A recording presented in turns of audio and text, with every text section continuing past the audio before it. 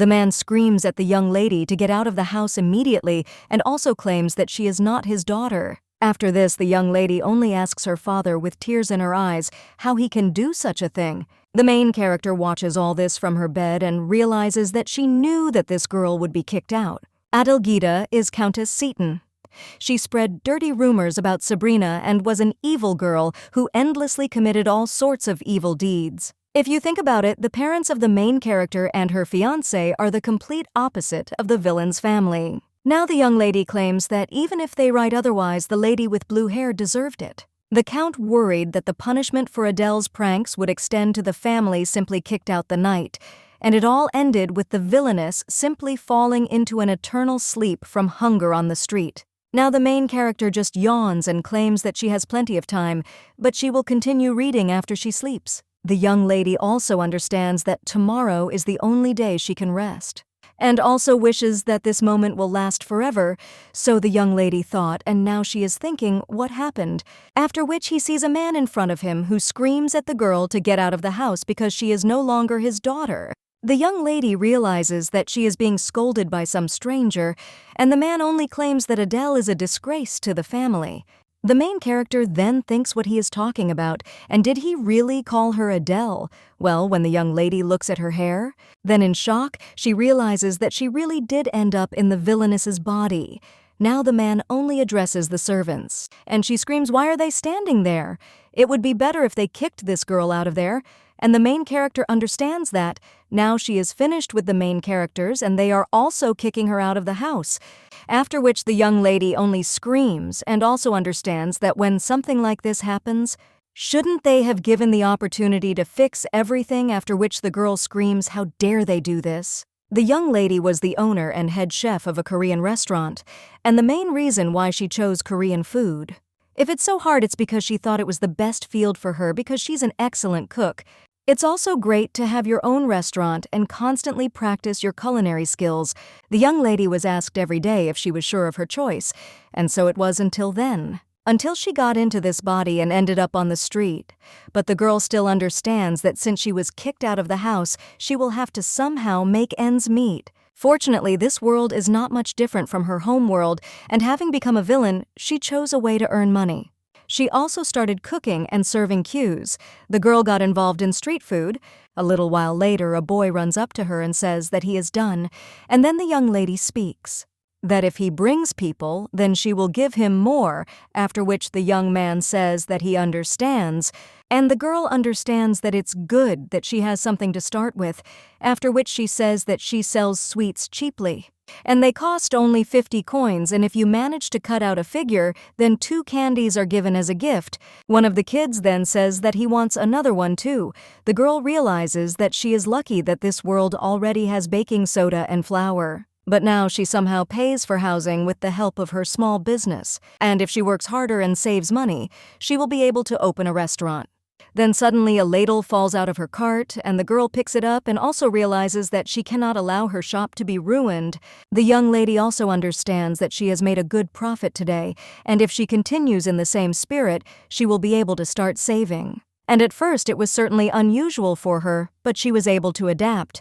The young lady took her ring, and she thought she would sell it to keep the business going for another month. The girl understood that her things weren't that important. But then she suddenly wonders if she has forgotten anything, after which she sees several knights in front of her. And one of them claims that the gentleman ordered to take her away. The young lady then asks what they are talking about and claims that he is just a street vendor. However, the man claims that if she follows his instructions and does not get hurt, then he takes out his sword. Adele claims that she understood and asks to be allowed to take the things because she needs them for trading. After which the girl goes in the carriage and thinks who they are and also whether they really know her. Well, the young lady also understands that she was thrown out of the Count's house and the engagement was broken off, and why did they need her? Or maybe they really don't know anything about her, but the girl still doesn't understand what the reason is. And she thinks that she won't find out until she meets their master, so all that remains is to hope that she doesn't have any problems. A little while later, the girl finds herself in this man's mansion and asks if he was looking for her. She also wonders what is going on there and that it is so dark in this estate. The man at this time turns to the Honorable Countess. Adelgide Seton and the young lady asks if he knows her and has also studied the past.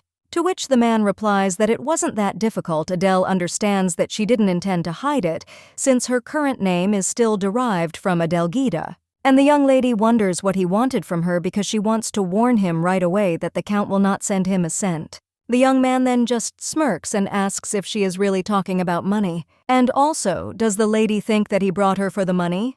The lady with blue hair asks if that is not true. Why did he need her? Well then, the main character is a little surprised, and he realizes that the guy has come out of the shadows, and now his face is clearly visible.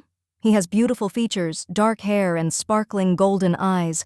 After which, the young lady realizes in shock that this is Kylo Auburn, that is the second prince of the Empire and the main villain in history. The main character then begins to shake with fear, and the guy noticing this asks if he really looks so scary. Adele is a little embarrassed and replies that no, and she also just didn't expect it to be Prince Kylo. The man then asks if she knows him, and it seems they have never seen each other before.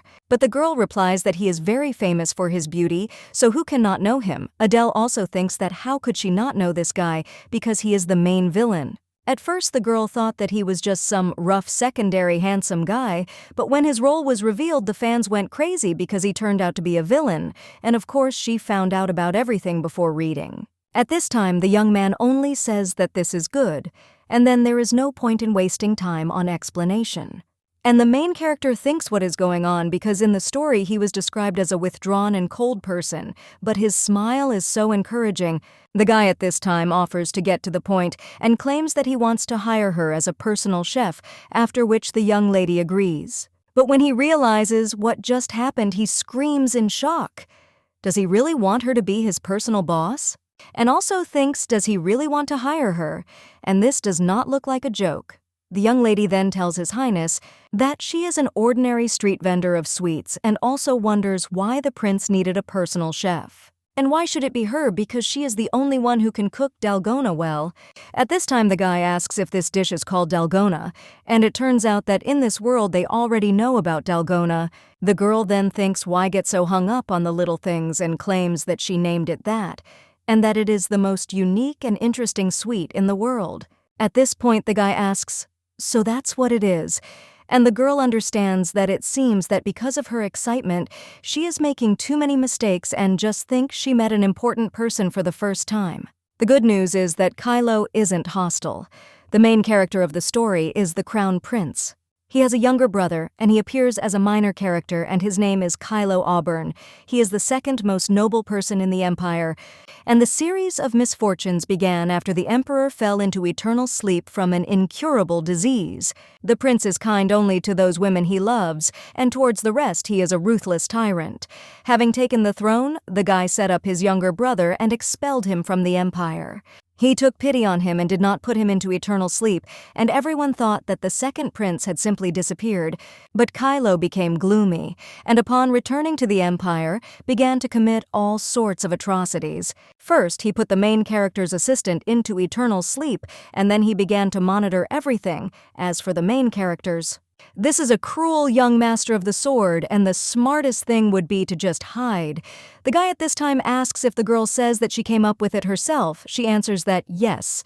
And then the guy tells her to show him, after which the young lady asks what he's talking about. And a little while later, they find themselves in the kitchen, and the girl realizes that she hasn't seen such a spacious kitchen for a long time. She feels as if she has entered the Imperial kitchen, and the girl thinks that this room is even bigger than the kitchen at the hotel where she used to work. At this time, the young lady notices the prince's gaze on her, after which he tells His Highness that the dalgona recipe is a secret, and it becomes uncomfortable to cook under observation. The guy then asks if this is a secret, and the girl replies that yes, even if someone finds out, then the business idea will be stolen and her life depends on it, after which the young lady claims that if he wants to know the recipe for dalgona, he will have to pay. The guy claims that he is not interested in the recipe, and even if he were good at cooking, he wouldn't reveal this secret because he was there to make sure.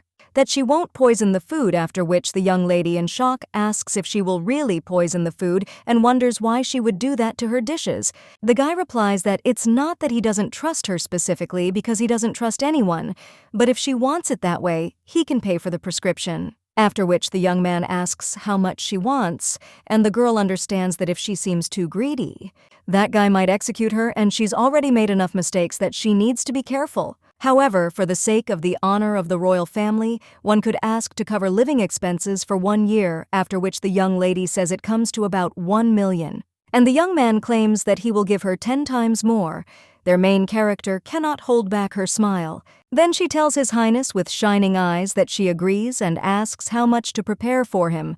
The guy replies that a couple of pieces will be enough. And the young lady agrees and also claims that these will be the best dalgons in his life. For all this, you need a ladle, wooden sticks, as well as sugar and baking soda. You also need a masher and a star-shaped mold, but the girl understands that if she knew it would turn out like this, she would have taken more utensils, and of course no one could have imagined that she would have to cook dalgona. In the Imperial kitchen, the guy at this time approaches the young lady and asks if she needs anything else. The girl is a little surprised after this, but answers that no, and the guy claims that he thought it would be more difficult.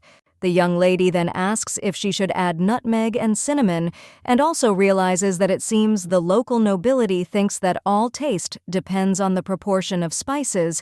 The guy then says that it's just a little, and the young lady understands that if he had ever tried dalgona, he would have known that it was just pure sugar. Well, it seems he doesn't know anything about this sweetness, so the girl then thinks, how did he find out about it?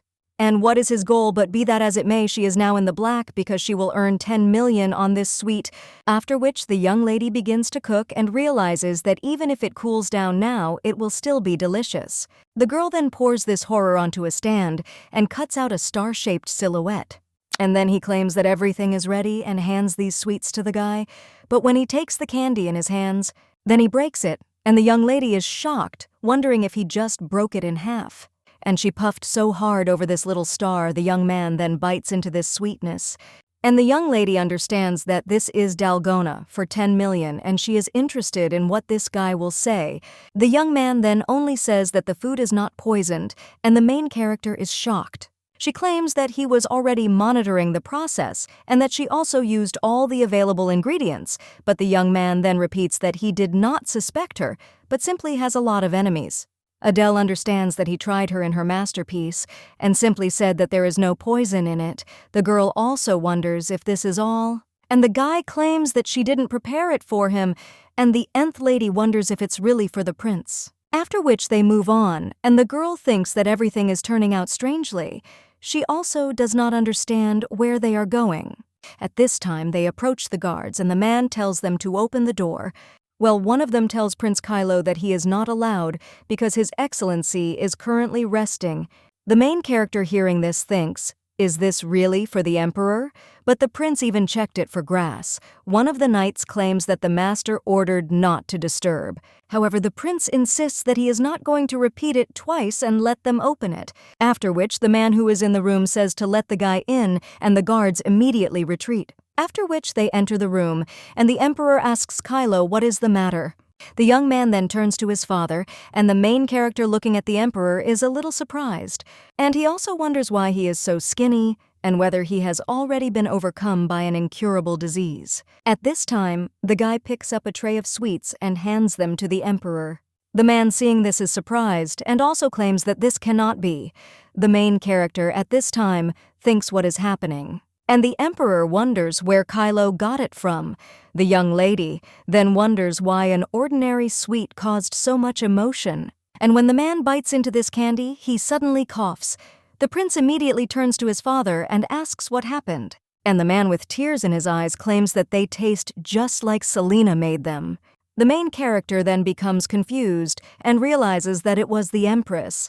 In the novel, she was an additional character about whom almost nothing was mentioned because the Empress fell into eternal sleep at the beginning of the story. Well, the young lady wonders why he suddenly started talking about her, and also whether she really cooked well because the girl does not remember such a thing. The young man at this time claims that no special ingredients are needed for this, so you can enjoy it at any time. The Emperor then thanks the guy and also asks who prepared it. After which the young man claims that it was his cook and that she used to sell these sweets on the street.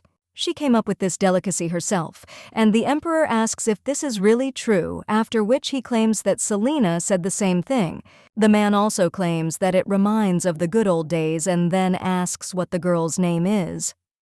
The young lady is a little nervous, and the guy introduces her and claims that she is the daughter of a count named Adelgida Seaton. The emperor then asks if this is the daughter of the count himself and if she has become the prince's cook.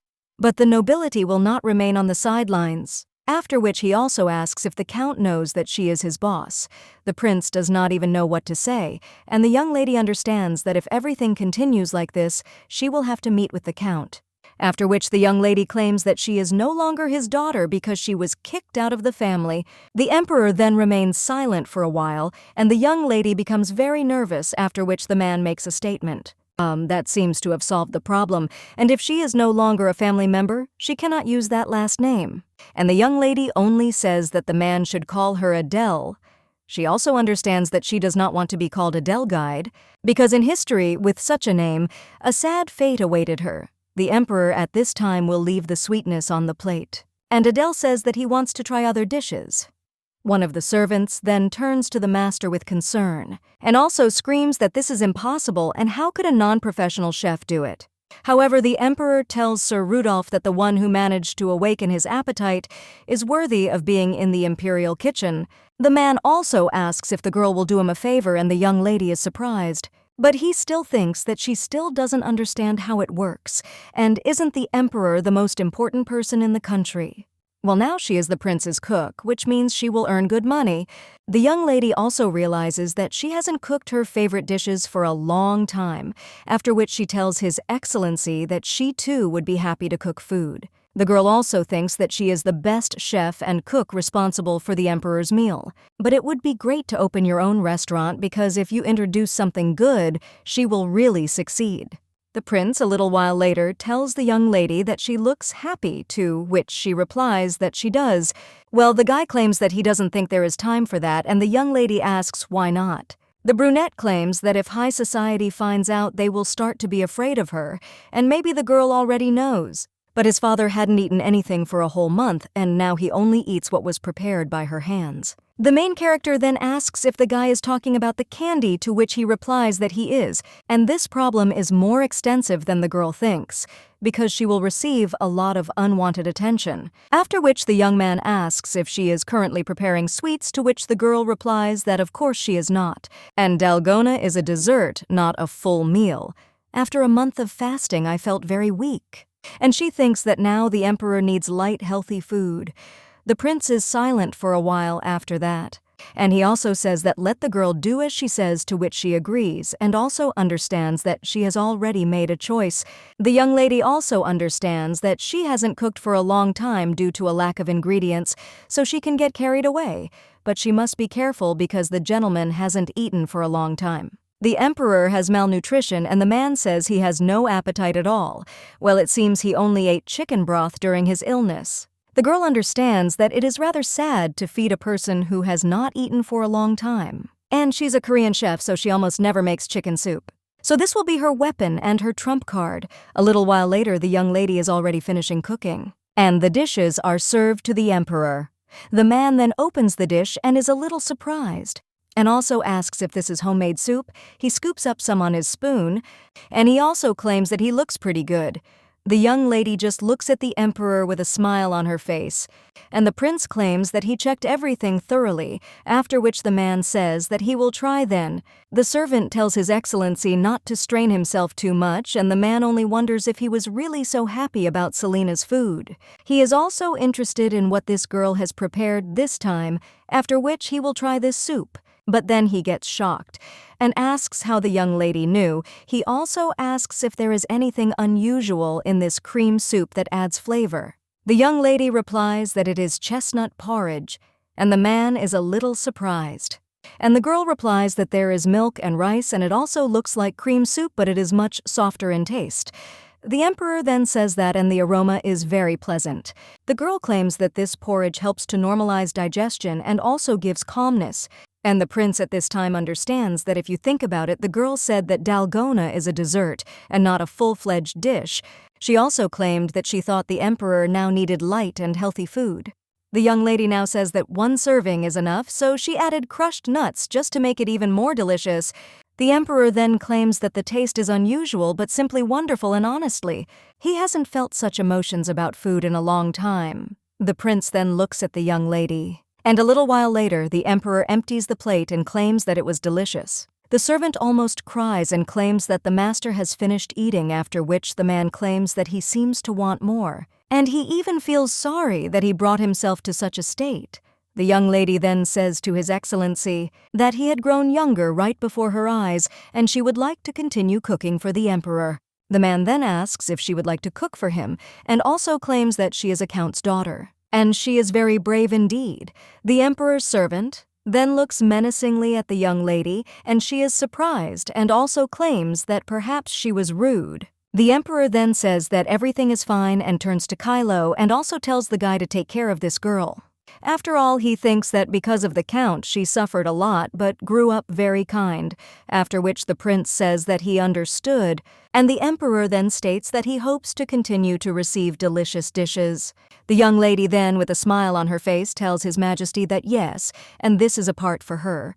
A short time later, they are already in the corridor, and the prince claims that he must provide Adele with a room. The young lady thanks him, but claims that her things were left at the hostel, after which the guy claims that he will send someone to get them. The guy also realizes that this girl was doing well selling on the street, and Miss Adele Seton was popular in society.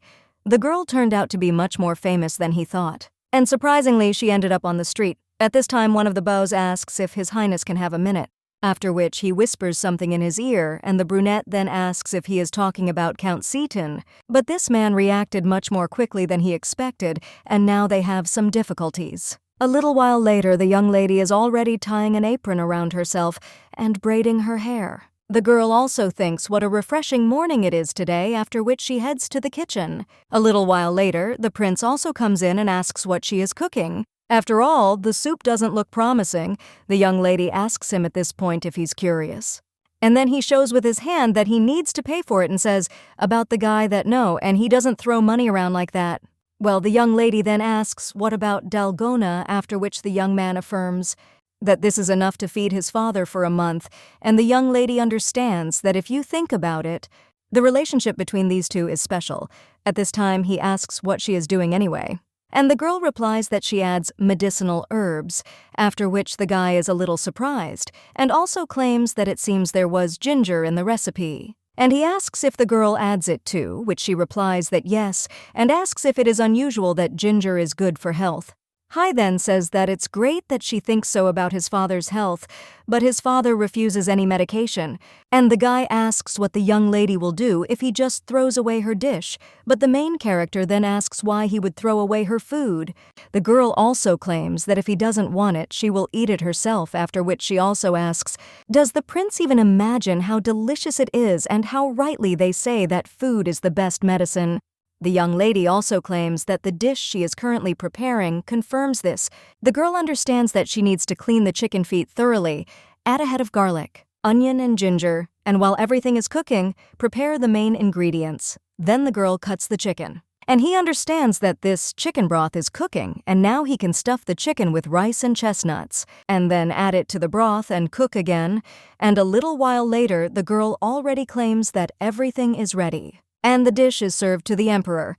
The young lady claims that it is chicken soup and the meat is very soft, so it can be pulled apart with a fork, and she also suggests trying it with the sauce. The man then, in shock, thinks what kind of euphoria is this because he wants to eat this dish as soon as possible. After which, he takes a spoon, and the young lady at this time claims that there is rice in the chicken cut. She also asks in shock if he is eating with a spoon, but the man only shoves the broth into his mouth, and he understands that the broth has a soft smell of medicinal herbs, but it is completely unobtrusive, and they help remove excess veins. The man also thinks about what kind of recipe this is, after which he takes a piece of meat and realizes that it melts in his mouth.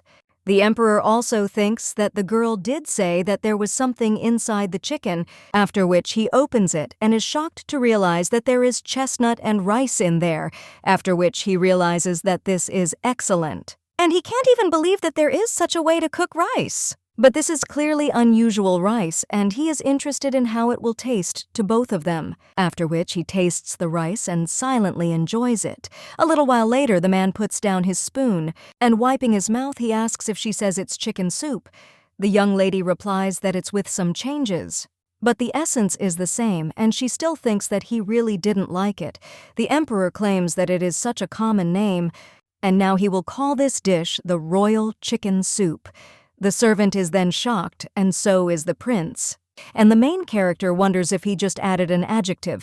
The servant at this time claims that adding such an adjective, it is an incredible honor, and it is worth thanking His Excellency, after which the young lady thanks him, but the man claims that this is nonsense, and such a wonderful dish simply cannot be called ordinary chicken soup.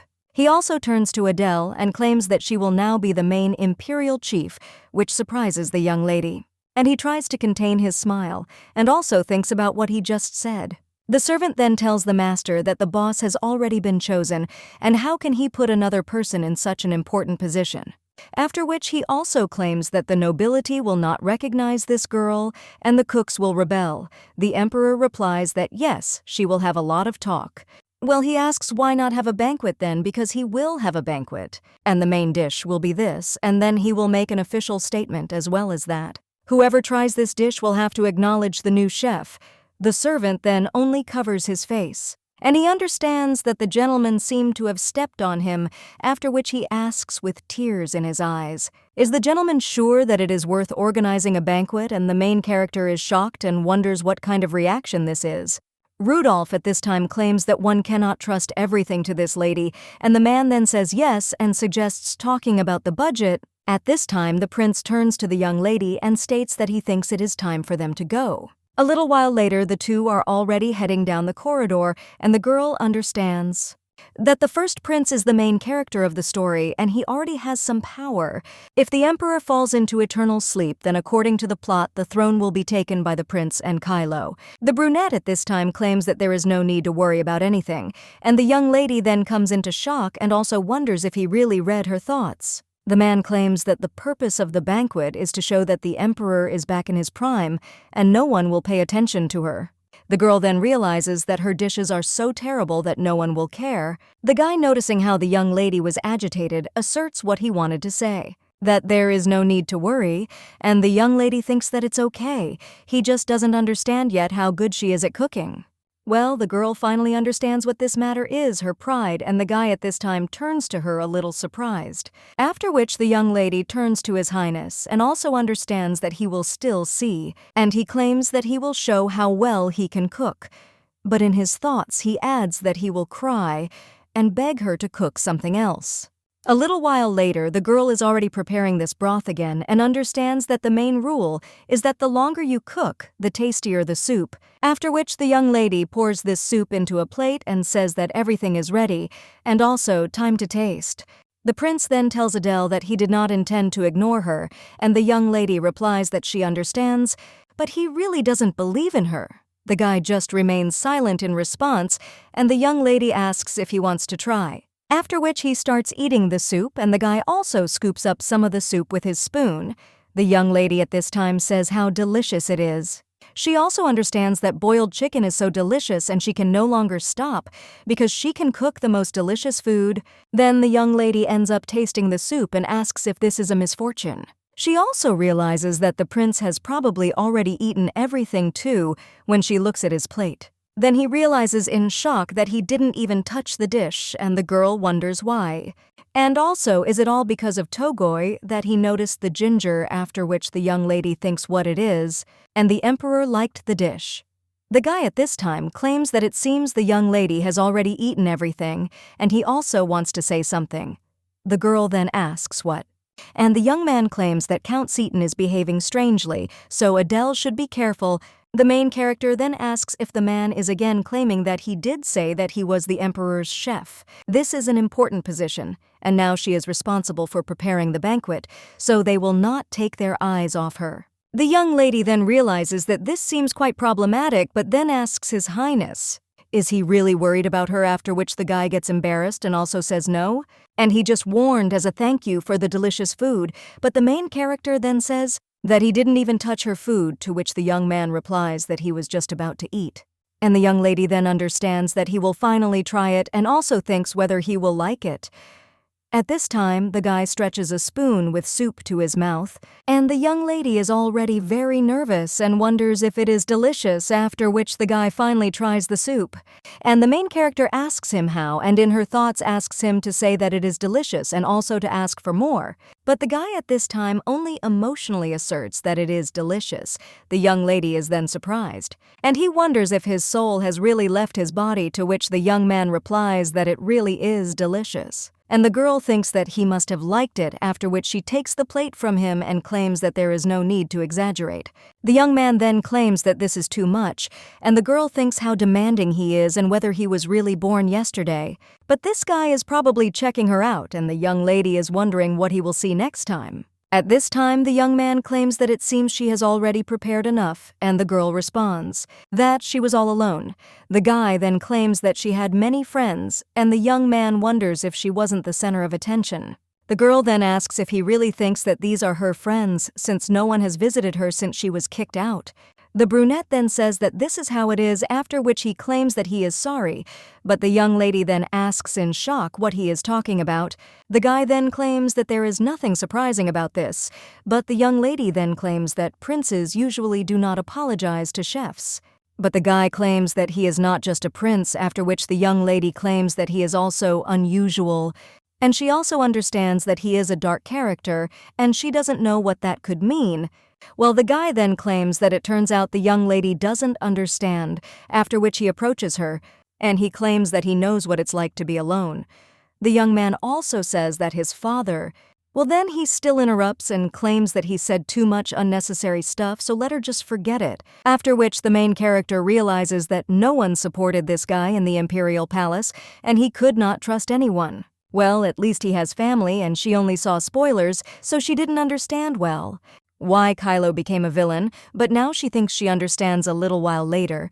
Someone tells the young lady to return the books within 5 days, and the girl agrees. And when she moves on, she realizes that she was impressed by Kylo's reaction. Adele also understands that samgyetang is the main dish, so there is no way without it. And for dessert, she needs to prepare something that is loved all over the world. And she would like to talk to the second chief, but the prince claimed that she did not even know what Count Seaton would do, so let her do everything properly if she did not want to waste time. The young lady also understands that he has never said that before, but after such words, no one can be trusted.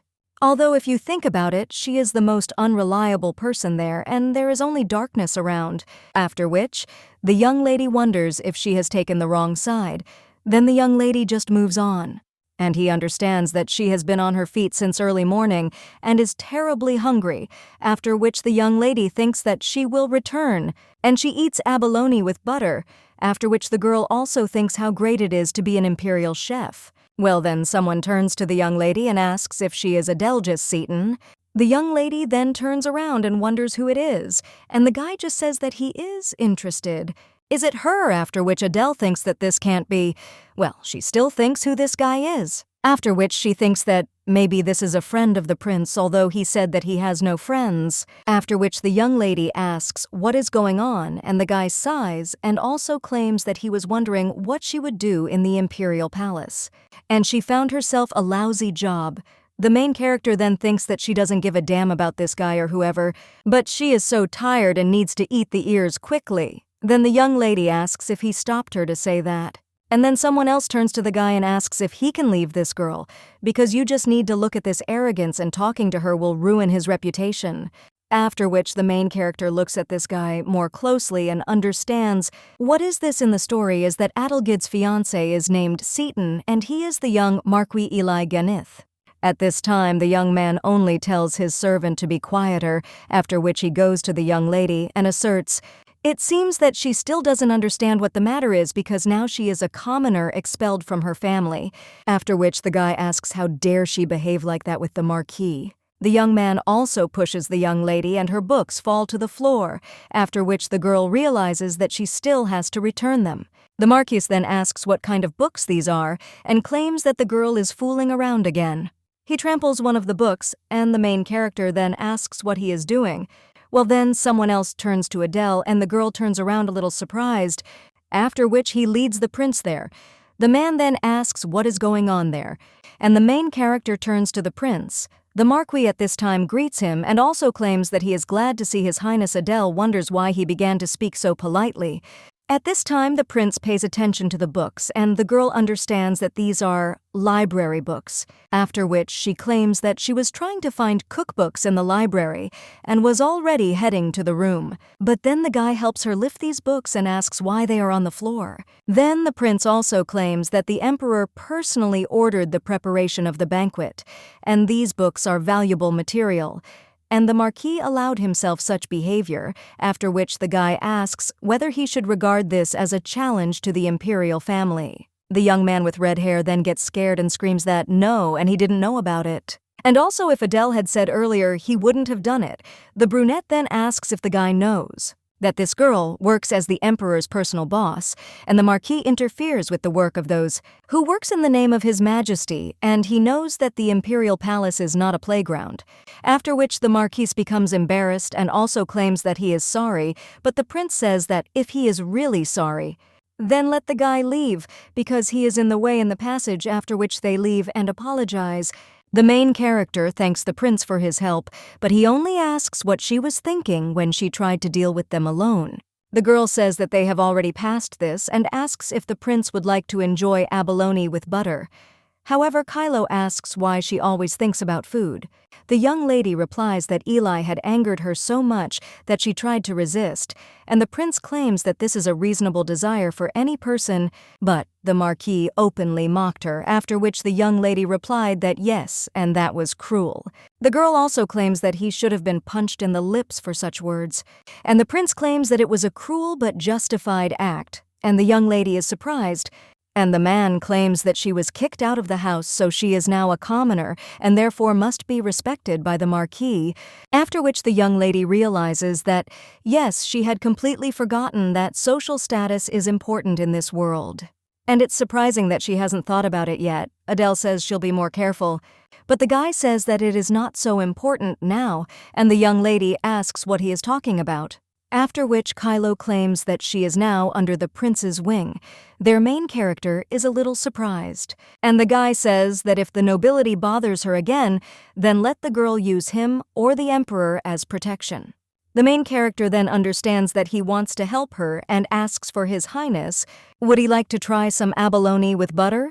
To which the guy replies no, and also thinks what an unpredictable person the girl is. A little while later, the young lady is already in the kitchen, and one of the cooks asks Adele if they should chop all the vegetables. The girl then says yes, and another of the cooks claims that she brought the figs that the chef asked for. The young lady then tells the girl to give it there, and when the ingredients are already chopped and also ready, the main character understands that preparing a banquet is an important matter, even though they are not familiar with the dish, but the Imperial chefs did an excellent job, after which the young lady says that they should now watch carefully. The girl begins to wield the knife and skillfully cuts ginger. The other cooks watch this with interest, and the young lady claims that if you lay it out in the shape of a flower, well then someone else turns to Adele and the young lady asks, what is it? She also claims that they are busy preparing for the banquet, but the guy claims that Count Macwood wants to see her. The young lady then thinks about this name and realizes that this is Eli's henchman, after which the girl thinks that he really called her to make fun of her, but then the girl remembers the prince's words that if he knows he will disturb her again, then let her use him or the emperor as protection. The guy then turns to the lady, but she claims that now she is not just a lady, but the imperial chief. So let the guy tell the count that, after all, she is busy preparing the banquet, so if the count has something to say, then let him come in person, and she hopes that it is something important enough to distract her from work. The man then knocks on the wall and screams in shock, "Did the girl really say that?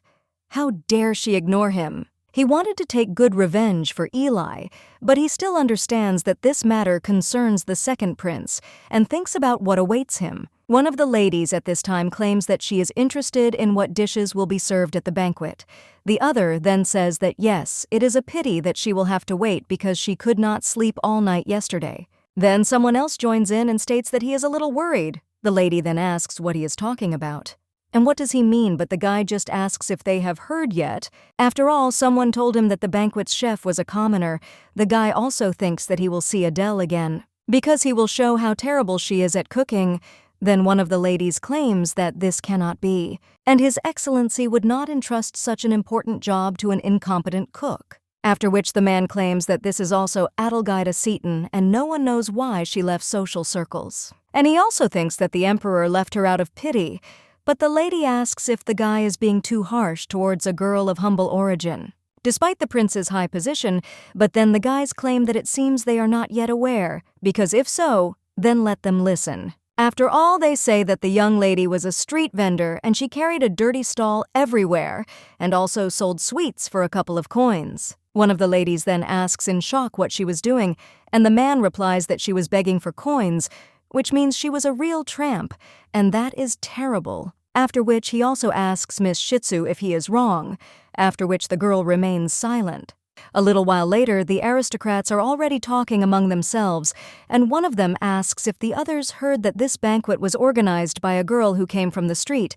One of them then claims that if this girl wanted to earn some extra money, she could have become a teacher, and the woman claims that she can't believe that she even dared to giggle with someone at a banquet. The Count is watching the aristocrats at this time and thinks that the plan is completed. He also thinks what Adelgide will do, after which he claims that the food will obviously be terrible and maybe it should be thrown out right away. He also understands that this is reality. Well, then one of the ladies says, "What a pity." After all, she wanted to have a treat at the banquet, and then the other one says yes. Then the Count notices. It seems that the first course is being brought out, after which he approaches the table and states that he is sure of it, that it will be disgusting, after which everyone looks at this dish as well as at its presentation. Well, and then he just laughs and asks what it is and whether it is really gherkins with dried figs. But this is a light dish, and there is nothing special about it, and it is as simple as Adelgida herself. One of the women then says that whatever the case, this is an imperial banquet. Another one then asks if it is appropriate to serve this at a banquet, and that it is a monstrous sight. But the cucumbers are also terribly salted and also almost fresh. The Count then tries one of them, and he also claims that he can't believe he has to try this well. Then he goes into shock, and he understands that this is not just a salted cucumber and also wonders why it has such an aroma. It stings your nose and is so spicy that a man wonders if it is really lemon and spices. One of the ladies also claims that it is delicious and leaves such a fresh taste in the mouth. That's why she can't even believe that it's so delicious. Another one also claims that the cucumber is so smooth and just shines, and she didn't even realize at first that it was a cucumber. The Count then goes into shock and claims that these are all ingredients and they are fresh, that's all. After which the man takes what is nearby and wonders if this is just some kind of liquid, and also understands that there is flour and crushed soybeans. The man also thinks that no matter what, it is necessary to pretend that it is terrible. And he thinks, well, it's just something sticky going down into the stomach, but this aroma, one guest claims that it has such an unusual texture, and another lady asks what it is. And is anyone familiar with this dish? The man then understands that this cannot be. The cucumber in this dish is so salty and fresh and crisp, and it also has such a mild flavor, and he also can't even believe that one piece can awaken such a crazy appetite. So he decides to try some figs as well. Then he does, and the other aristocrats also put a piece of fig in their mouths. Then the ladies are shocked and can't help but smile when tasting this dish. The other aristocrats also think what a wonderful sweet aroma it has, and it makes them look forward to the next dish even more. After this, someone brings other plates and states that it is time for the main course, and this is the Imperial chicken soup. One of the ladies then asks if this soup is really imperial, and also whether the emperor himself gave this name. Another woman asks what dish was honored with such an honor, after which the man opens it, and the ladies immediately admire this dish. A little while later, the emperor has already emptied his plate and also claims that no matter how much he eats, he still doesn't get tired of the taste. The main character thanks His Excellency, and the man claims that the dessert at the end is the best, and it has a crunchy, moist texture of salted cream, and the peach juice perfectly complements all this, and the unique sweetness and enticing aroma, as if the fruit had just been plucked from the branch. The man claims that this is the perfect finish, and it is great that this dish was included in the banquet menu, after which he rises from his seat and states that it seems everyone enjoyed the banquet. The man also turns to Rudolph and he tells His Excellency that yes, after which he approaches the lady with the box. And when she opens it, the main character is shocked to realize that this is the emblem of an exclusive imperial chef. The emperor states that Adele is the chef in charge of organizing this banquet, and she will be awarded a mark of distinction. He also asks if there are any objections, and the aristocrats who were surprised by the dish do not even object. Then one of the ladies turns to Earl Macwood and claims that he has eaten every last crumb. He must also have been very hungry to have managed to eat everything after so much condemnation. And probably he will not have enough courage to object, after which the man only says yes. Lady Shitsu then sighs and also claims that she hears no objections, which means the banquet was a success. Other aristocrats say that this is true, and one of them claims that she would like to try the chef's cuisine again sometime. The main character hearing all this is a little embarrassed, after which the man puts a chef's emblem on her, and the young lady with a smile on her face tells His Excellency that it is an honor for her. A little while later, the girl returns to the kitchen and the cooks congratulate her and also claim that now even the nobility recognizes Miss. One of the cooks then asks if the lady could tell her more about the Imperial chicken soup. Well, then someone else comes into the room and asks for forgiveness and also states that they also want to say something. The main character understands that she is the emperor's former chef, and the man only claims that it is hard to stay away and that it is unfair. The young lady realizes that he must be very upset that she is using the kitchen and probably thinks that she has stolen his place. But the man then only asks how she learned to cook so deliciously. The young lady is then surprised and asks what he is talking about. The man claims that he was very proud of himself when he became the emperor's chef. But the master's irreparable appetite and the constant pain of rejection broke him, and then he couldn't understand what was wrong with this delicious food. But when he saw her eating, it dawned on him, and he forgot his passion for cooking. The young lady at this time thinks that it is dazzling, and the man at this time claims that he respects her very much, and it is even sad to leave everything like this. And also she now has her own kitchen so that you can't even watch. And he asks if she could give him some advice, after which another cook claims that he also has a request for Miss Adele. Another lady then claims that she is very curious about how she made the Imperial chicken soup, after which the main character claims that it's okay, and she will tell them because she still has a lot to learn from them. After which the lady offers to encourage each other, and then shakes hands with the chef. And the man congratulates her on receiving the position of Imperial chef.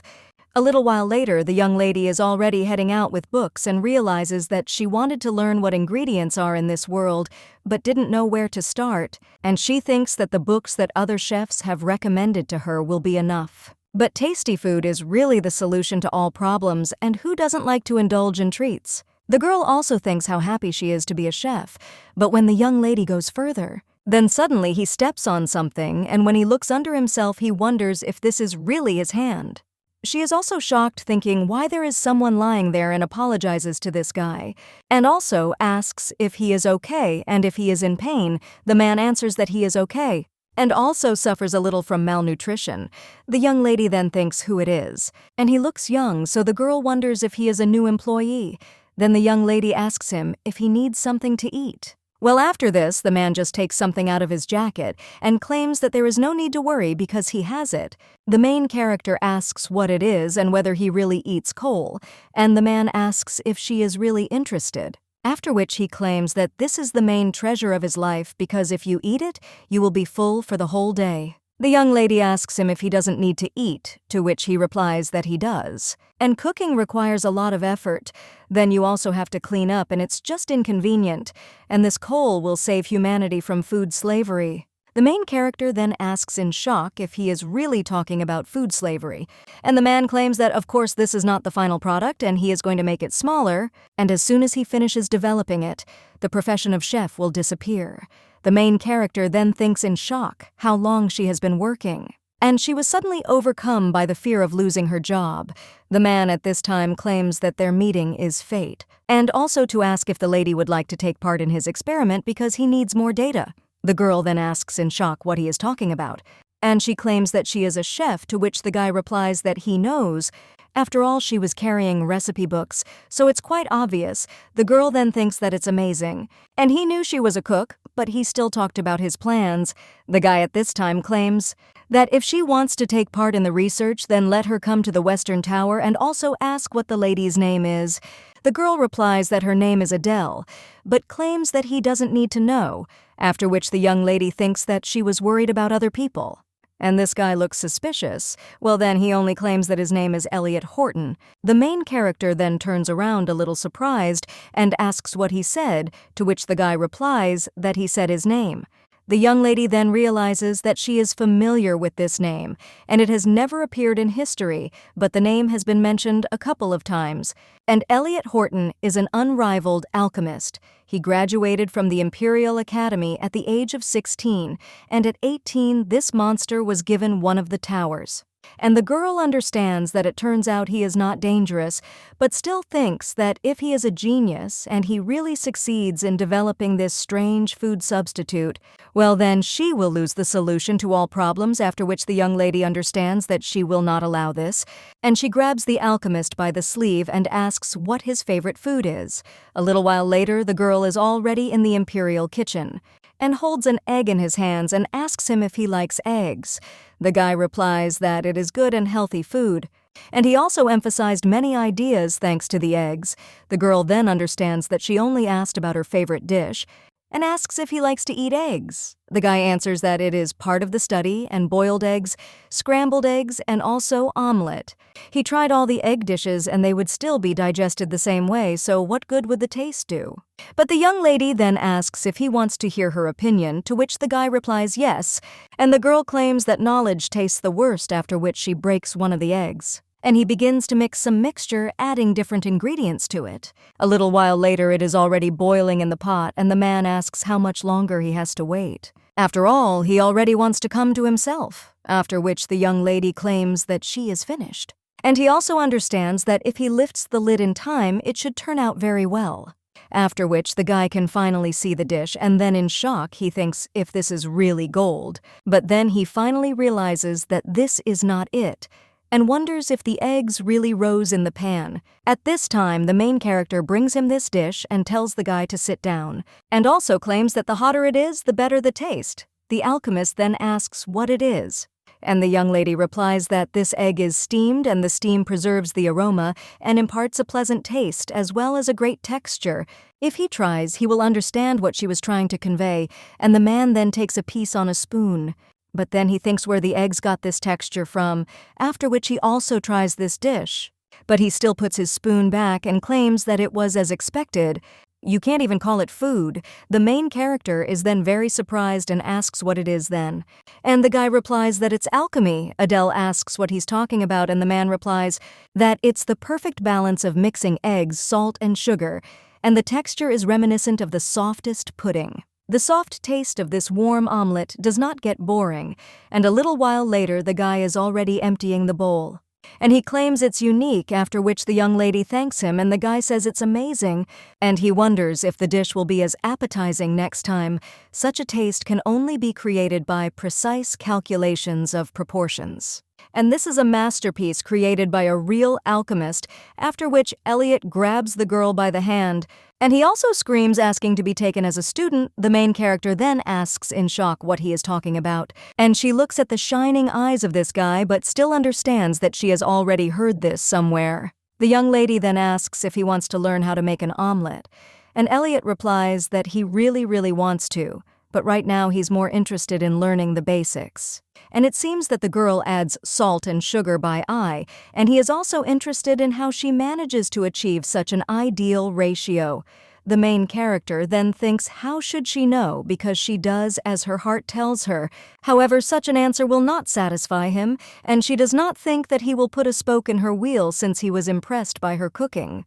Suddenly, the young lady also comes to the realization that Elliot Harton is the greatest genius of their time, and if they get along, she will be able to acquire modern kitchen utensils. But he can even create a rice cooker, and the young lady understands that she cannot make him her disciple. But she doesn't want to lose touch, so the girl asks for forgiveness, but claims that she is not recruiting students. Well, the girl also claims that they could become partners and asks what the guy thinks about this.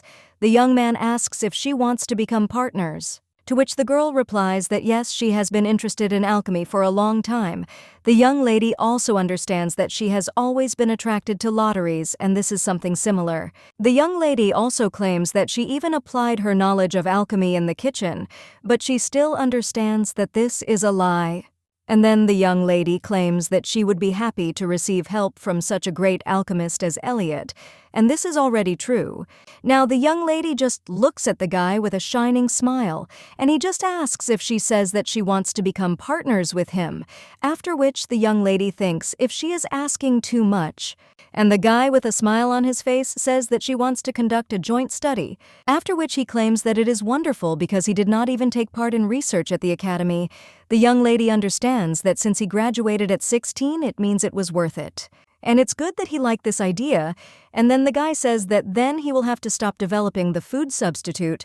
He also claims that he will first go to the tower and collect the materials needed for the research, but the girl tells him to wait a minute. And he also talks about ingredients and portions, but after that the guy just trips over a bag of flour, and then it falls completely, after which the flour scatters and creates a smoke screen. The main character tries to clear her throat and asks if Elliot is okay, and the guy claims that he is okay, but because of the pain, nothing can be seen. Then he also takes off his glasses, and the main character, seeing his face, is surprised, and he thinks that he is so handsome. After all, they say that he is not only a genius, but also an unreal, handsome man. At this point, the guy asks where his glasses are, and the young lady understands that now she needs to be kinder to him. She also thinks that Elliot is younger than her, so from now on he will be her cute little brother. Well, at this time, the young man is only a little nervous and then becomes completely embarrassed, after which he covers his face and tells the young lady not to look at him. And he knows that he looks terrible, after which he also finds his glasses. But the young lady only cries out that he is not terrible, and the girl asks if he knows that he is the most handsome guy she has ever seen, but the young man then only puts his glasses back on. And Adele says that she is very kind, but she shouldn't flatter him, although he is very grateful for the kind words. The main character then thinks that it's amazing how he lived all this time if he reacts to compliments like that.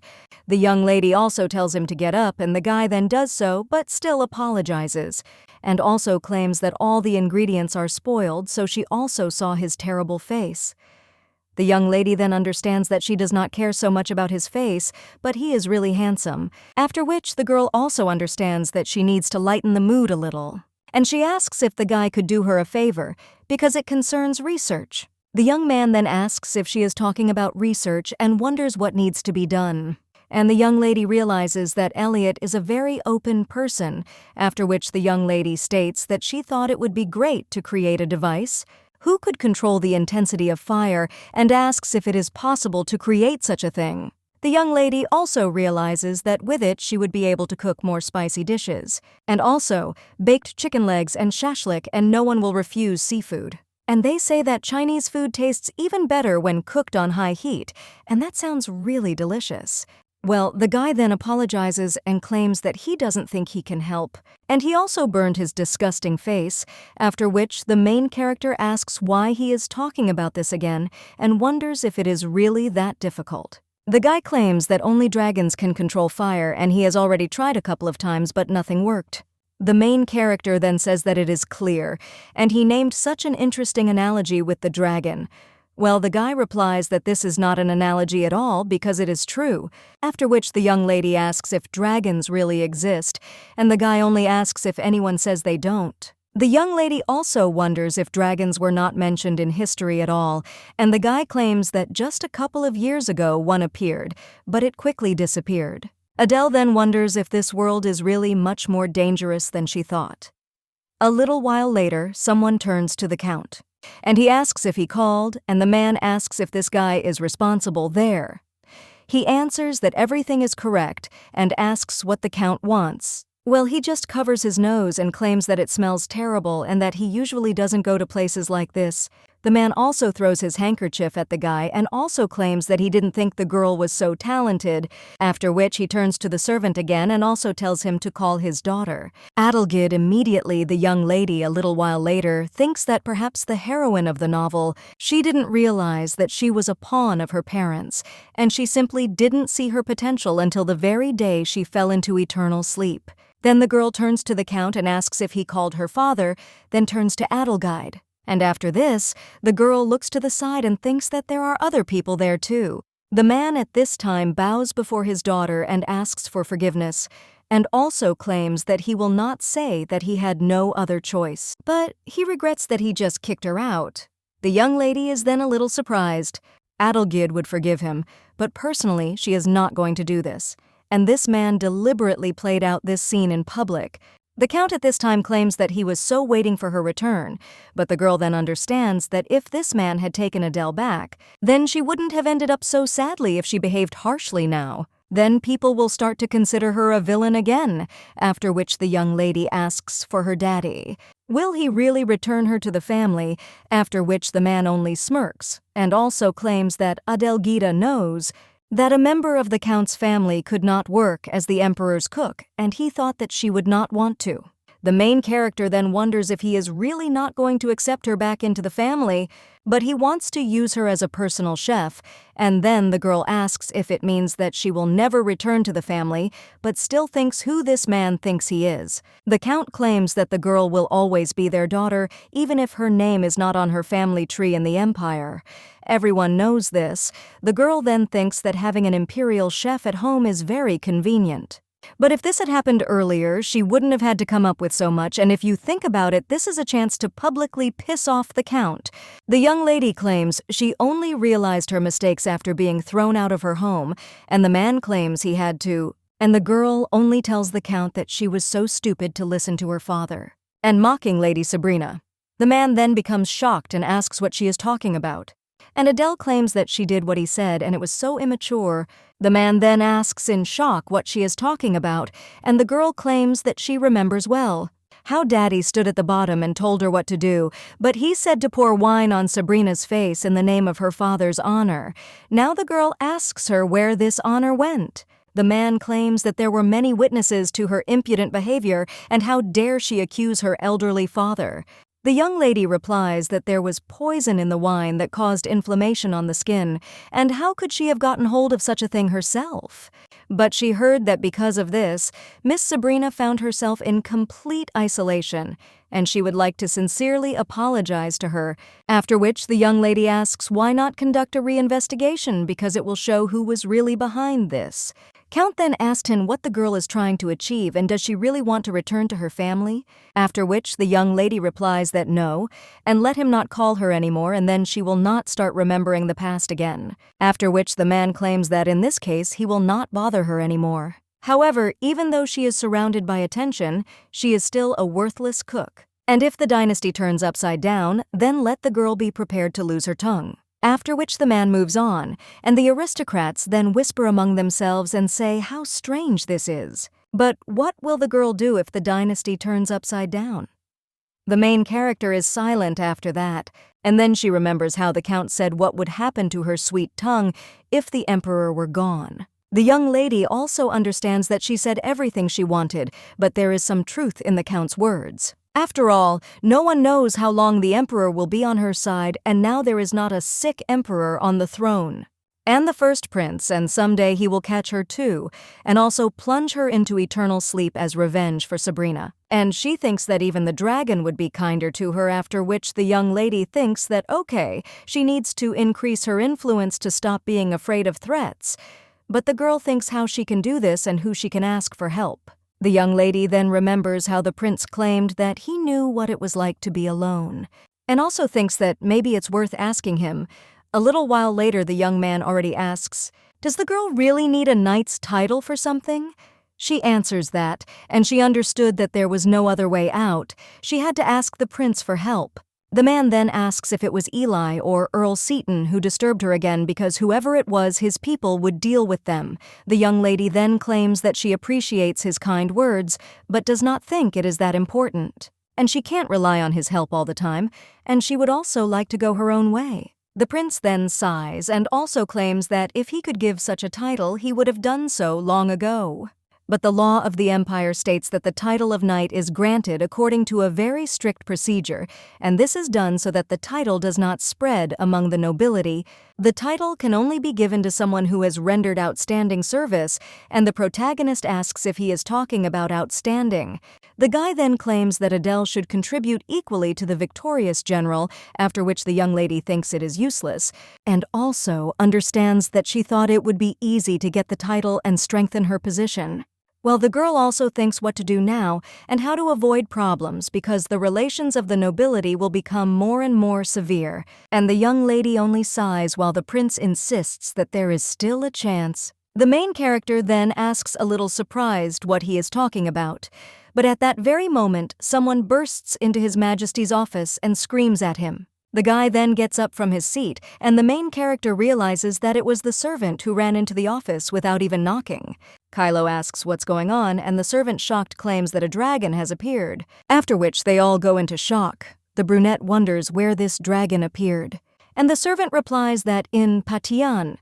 The prince then says that it is in the west that merit is claimed that the large western cities are already overflowing with refugees. The young man then claims that he must see his father and that the ambassador will go with his brother, but the servant then says that the crown prince has gone on an expedition and they do not know when he will return, after which the brunette claims that his dear brother was unlucky and the main character watches all this with interest. Well, she doesn't understand what's going on, but it seems like it's something important, and she thinks that now is not the time. A little while later, the girl is already following the prince, and she wonders if she can intervene because she followed him when asked. One of the servants at this time looks at the young lady in surprise, as if asking why she is following His Highness. And a little while later, they are already approaching one of the doors, and the main character is wondering where they are. To which the guy replies that this is a meeting room. One of the aristocrats inside screams that he did say that there was a dragon's footprint in the sky. The other one answers that everyone knows, but he was very surprised when he saw it. The prince at this time only locks the door, and also asks why it is so noisy there, and why there is some kind of rush around. The aristocrats immediately turn to His Highness, and he claims that they cannot begin a discussion in the absence of His Excellency, after which these people ask for forgiveness. And then someone shouts for them to meet the emperor, and the emperor enters the room. After which he tells everyone to sit down. The main character stands behind him at this time and realizes that it seems there is no place for her. She also thinks whether to leave, but at this time someone whispers to her. It turns out to be the prince. After which he tells the girl to sit down and the main character does so. At this time the emperor asks if this is Adele and wonders what she is doing there. However, the prince only turns to his father and asks how things are going on the battlefield. The man replies that it seems that the earth is being overcome by natural disasters, and he thinks that everyone agrees. That it's time to get rid of the dragon, to which people respond that it is for sure. One of them claims that ordinary soldiers won't be able to cope with the dragon, and that perhaps a message should be sent to the mercenary army, and it also seems that there are 3 strongest fighters in the empire. The young lady thinks about the dragon fighters and realizes that the story doesn't say anything about that. One of them is Sir Arthur, and he is over 70 years old, but then someone asks if he can be allowed to go to the dragon, because it will be very hard for the old man. Young ladies then think it will be cruel. Well, then someone else claims that they say, Countess Dwalin is expecting a child, and the young lady understands that this option is also out of the question, after which someone else claims that for this reason there is no need to even think about them.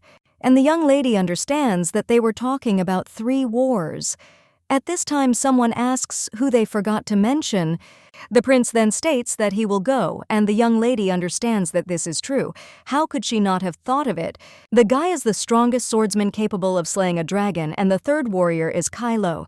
The emperor at this time says that yes, and this is his son. At this time, the other aristocrats claim that they are touched by the devotion of His Highness.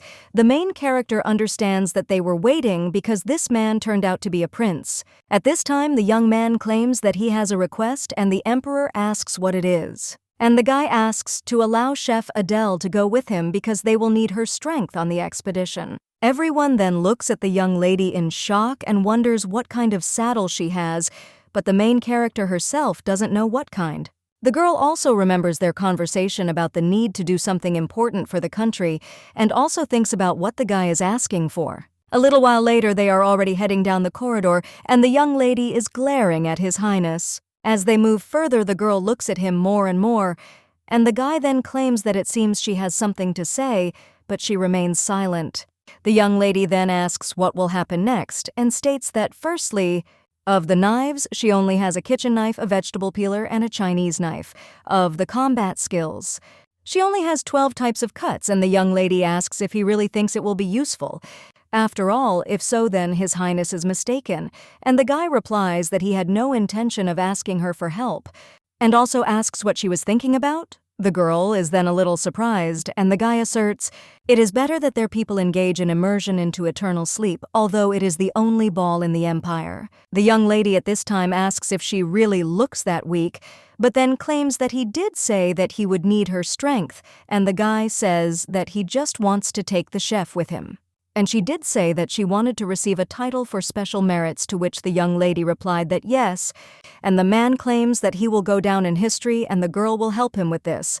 And Adele, who destroys dragons, sounds great. The young lady then says that they have less chance of winning, and the guy replies that it doesn't matter because their troops will cope anyway. The girl then thinks that maybe they are destined to fail, and whether this has anything to do with his rare appearance in the Empire, and the guy says that she should just sit in a safe place and he will take care of the dragon. But the young lady then thinks that he will probably say that it will be easy for the new empire with only 3 dragon hunters, and is it really that easy to put dragons into eternal sleep? Well, the girl also understands that this guy doesn't look like the kind of person who would lie to her. And maybe for a swordsman this really isn't such a difficult task, but this really is a good opportunity to get a title. After which the young lady states that she would like to say something, and the guy says that it is excellent, and also states that they will leave tomorrow at dawn, after which the young lady agrees. Well, she still understands that back then she didn't know how amazingly this trip would turn out. The coachman after a while says that the horses are tired and it would be better to stop, and the prince says that he thinks they will have to pitch a tent. After which he rises from his seat, and the main character realizes that the carriage was not very comfortable anyway. The guy then extends his hand to her and also tells her to extend hers to him. The young lady then says that it is not worth it, after which she nevertheless takes his hand and gets out of the carriage. Kylo claims that they were lucky enough to find a free corner so they can stay there today. The young lady then remains silent for a moment and asks if they will be there until dawn. To which the guy replies that everything is exactly like that, and then the young lady states that now it's up to her. After which the girl goes back to the carriage, and the guy asks Adele if she took all the ingredients, because it seems that there are not many things in the carriage. The girl replies that if she took everything, they would not have moved from the place, and she only grabbed a few. White rice, various homemade seasonings, and dried anchovies for a delicious dish, and also a saucepan, knives, and a frying pan, and the girl asks if this is not enough, but now they will definitely not go hungry, and she also plans to buy the main ingredients in the nearest settlements. The girl also understands that she has long smelled the Cordonopsis root, and this is a genus of herbaceous plants of the bellflower family, the roots of which are used in national Korean cuisine. If you mix the spicy and sour and fry it until golden brown, then mix it with delicious white rice, you'll get at least 100 plates. The young lady is also interested in whether the prince will appreciate the dish, but he is picky about food. After which the girl also understands that she does not know, and if he does not like it, then let him eat dried meat. At this time, the young man asks where she is going, and the girl replies that she will go look for something for dinner, but then the guy goes after her. Then the young lady claims that it is not necessary to follow her, after which the guy claims that it is dangerous for her to walk alone. The young lady claims that she doesn't really care and won't go too far. Then the young lady moves on and realizes that the smell is getting stronger, so she must be almost there. The prince at this time watches the young lady and realizes that she is just like a dog. And when the girl pushes one of the bushes aside, she finally sees a plant there, and she says that she finally found it. After which the girl starts collecting it and understands that one is for the prince and two are for the cabman, and she digs up 3 roots. The girl also thinks that she would like to have a shovel, and when she is going to dig up these plants with her hands, then the prince, shocked, takes her hand and asks what the young lady is doing and that she will get her hands dirty. The main character then asks what's wrong, and she needs to dig up the root of the Cotinopsis, and the guy asks if she needs the root and not the leaves. To which the girl replies that yes, and the roots are very tasty and aromatic.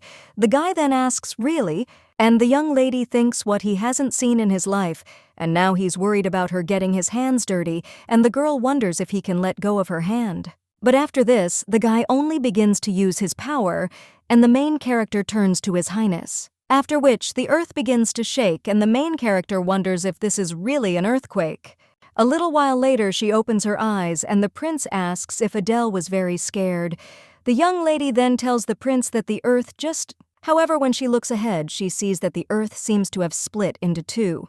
And the young lady, in shock, asks if it was the prince who did this, and if he can do magic. The guy replies that he just slightly applied the sword technique, but the girl thinks how to understand slightly. Kylo then asks what she would do if she hurt her precious hands, and the girl asks what he is talking about, after which he understands that only if you remember Adele's hands in the original, and now she claims that working in the kitchen forces her to deal with water and with fire so that her hands don't look very well groomed because they have cuts and burns all over them, and they are also so rough. However, the guy then takes the lady's hand and claims that these hands prepare delicious dishes.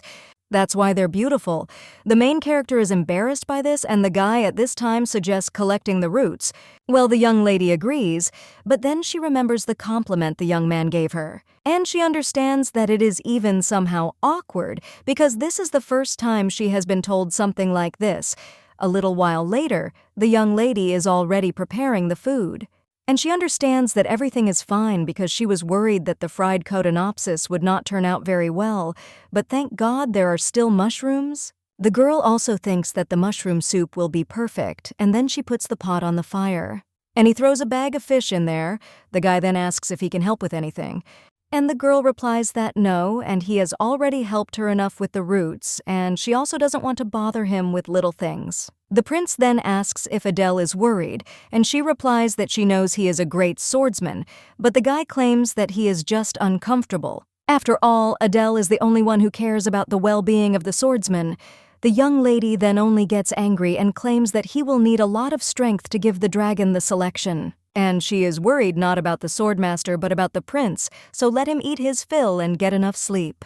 The young man then says that since she asks, he will do everything possible, after which he smiles. At this time, the main character takes out a bag of fish and also claims that as soon as the anchovy broth is ready, then you will need to add mushrooms and a couple of other ingredients. When the soup is ready, the girl moves on to the fried Cotinopsis, and it needs to be chopped well, and also add ground pepper and a little hot paste.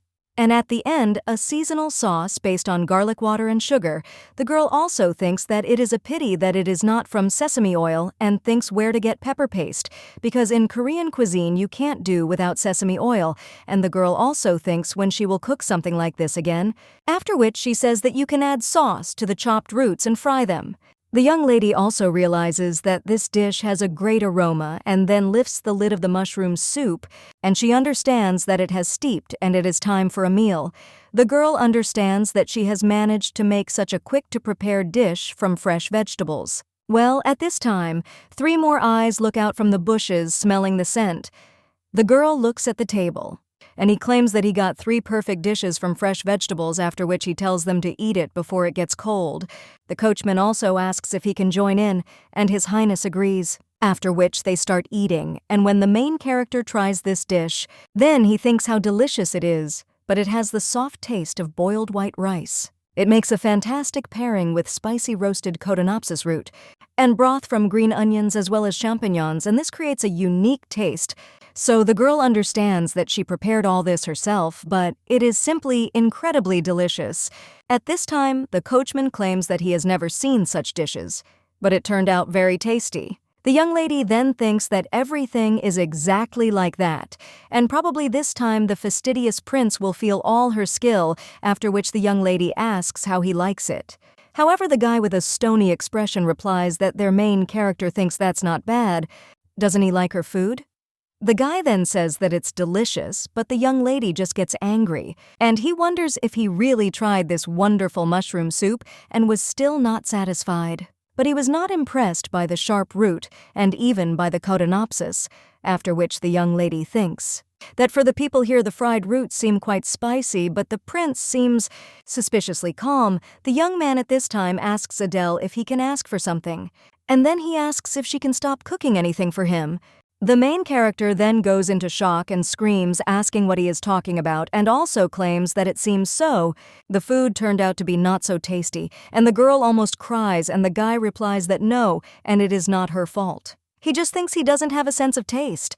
The main character then asks what he's talking about, coachman, and is completely shocked. The young man then claims that he doesn't want to eat them all, and the girl doesn't even know what to say, after which she claims that she is sorry and that she did not know that she was causing so much inconvenience. However, the guy replies that she did not cause any inconvenience and that she simply has no appetite for him not to eat. And there's only good food left, and the main character claims that if he really thinks her food is good, then why not continue to eat her dishes, but the guy then asks if cooking doesn't cause problems. The young lady then simply asks why he doesn't just cook more, and also thinks that since he can't taste the food, it probably isn't very tasty. And the girl decides that she will cook for him food that even in small quantities provides enough nutrients, after which she claims that she likes to cook more, so she is used to leftovers. But it seems that it will have to be poured out because there is nowhere to put food on the street. Then the prince suddenly notices something rustling in the bushes, and he stands in front of the young lady and tells her to step aside, and then something comes out of the bushes. And when the main character looks in this direction, she realizes that it is a fox. Adele also thinks how cute she is. You wonder if she was attracted by the smell of food. But the baby must be hungry. The prince then tells Adele to be careful because it is a wild animal, and he may attack, but the young lady claims that she thinks he is more interested in mushroom soup.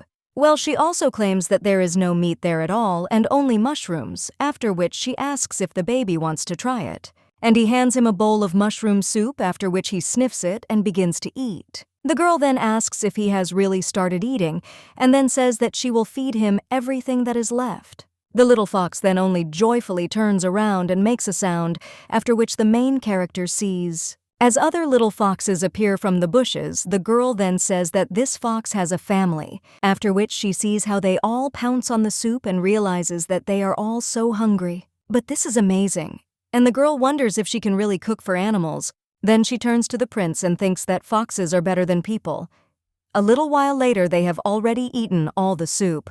And then they leave, and the girl says goodbye to the kids and says that they owe her, after which one of them makes a sound with a joyful smile and moves on. The prince claims that this is the first time he has seen foxes behave like this, and the girl replies that yes, and it also seems like they wanted to say something.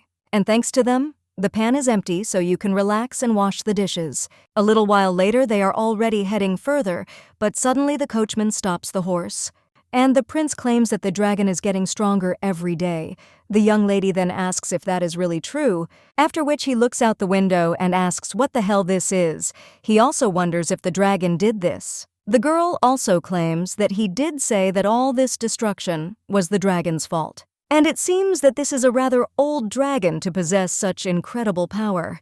The young lady also realizes that the earth is dry as if after a long drought, and it is clear that all living creatures have long since plunged into an eternal sleep in the fire. But this creature is capable of instantly turning any prosperous land into a real hell. And the girl wonders if the dragon is really that strong. The prince at this time claims that Adele has worked hard, so he will go on alone.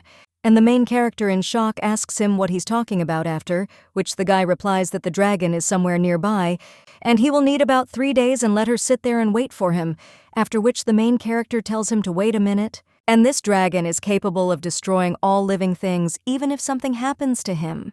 Well, the guy claims that if you do everything right, then nothing will happen and asks the girl not to worry, and also to trust and wait for him there.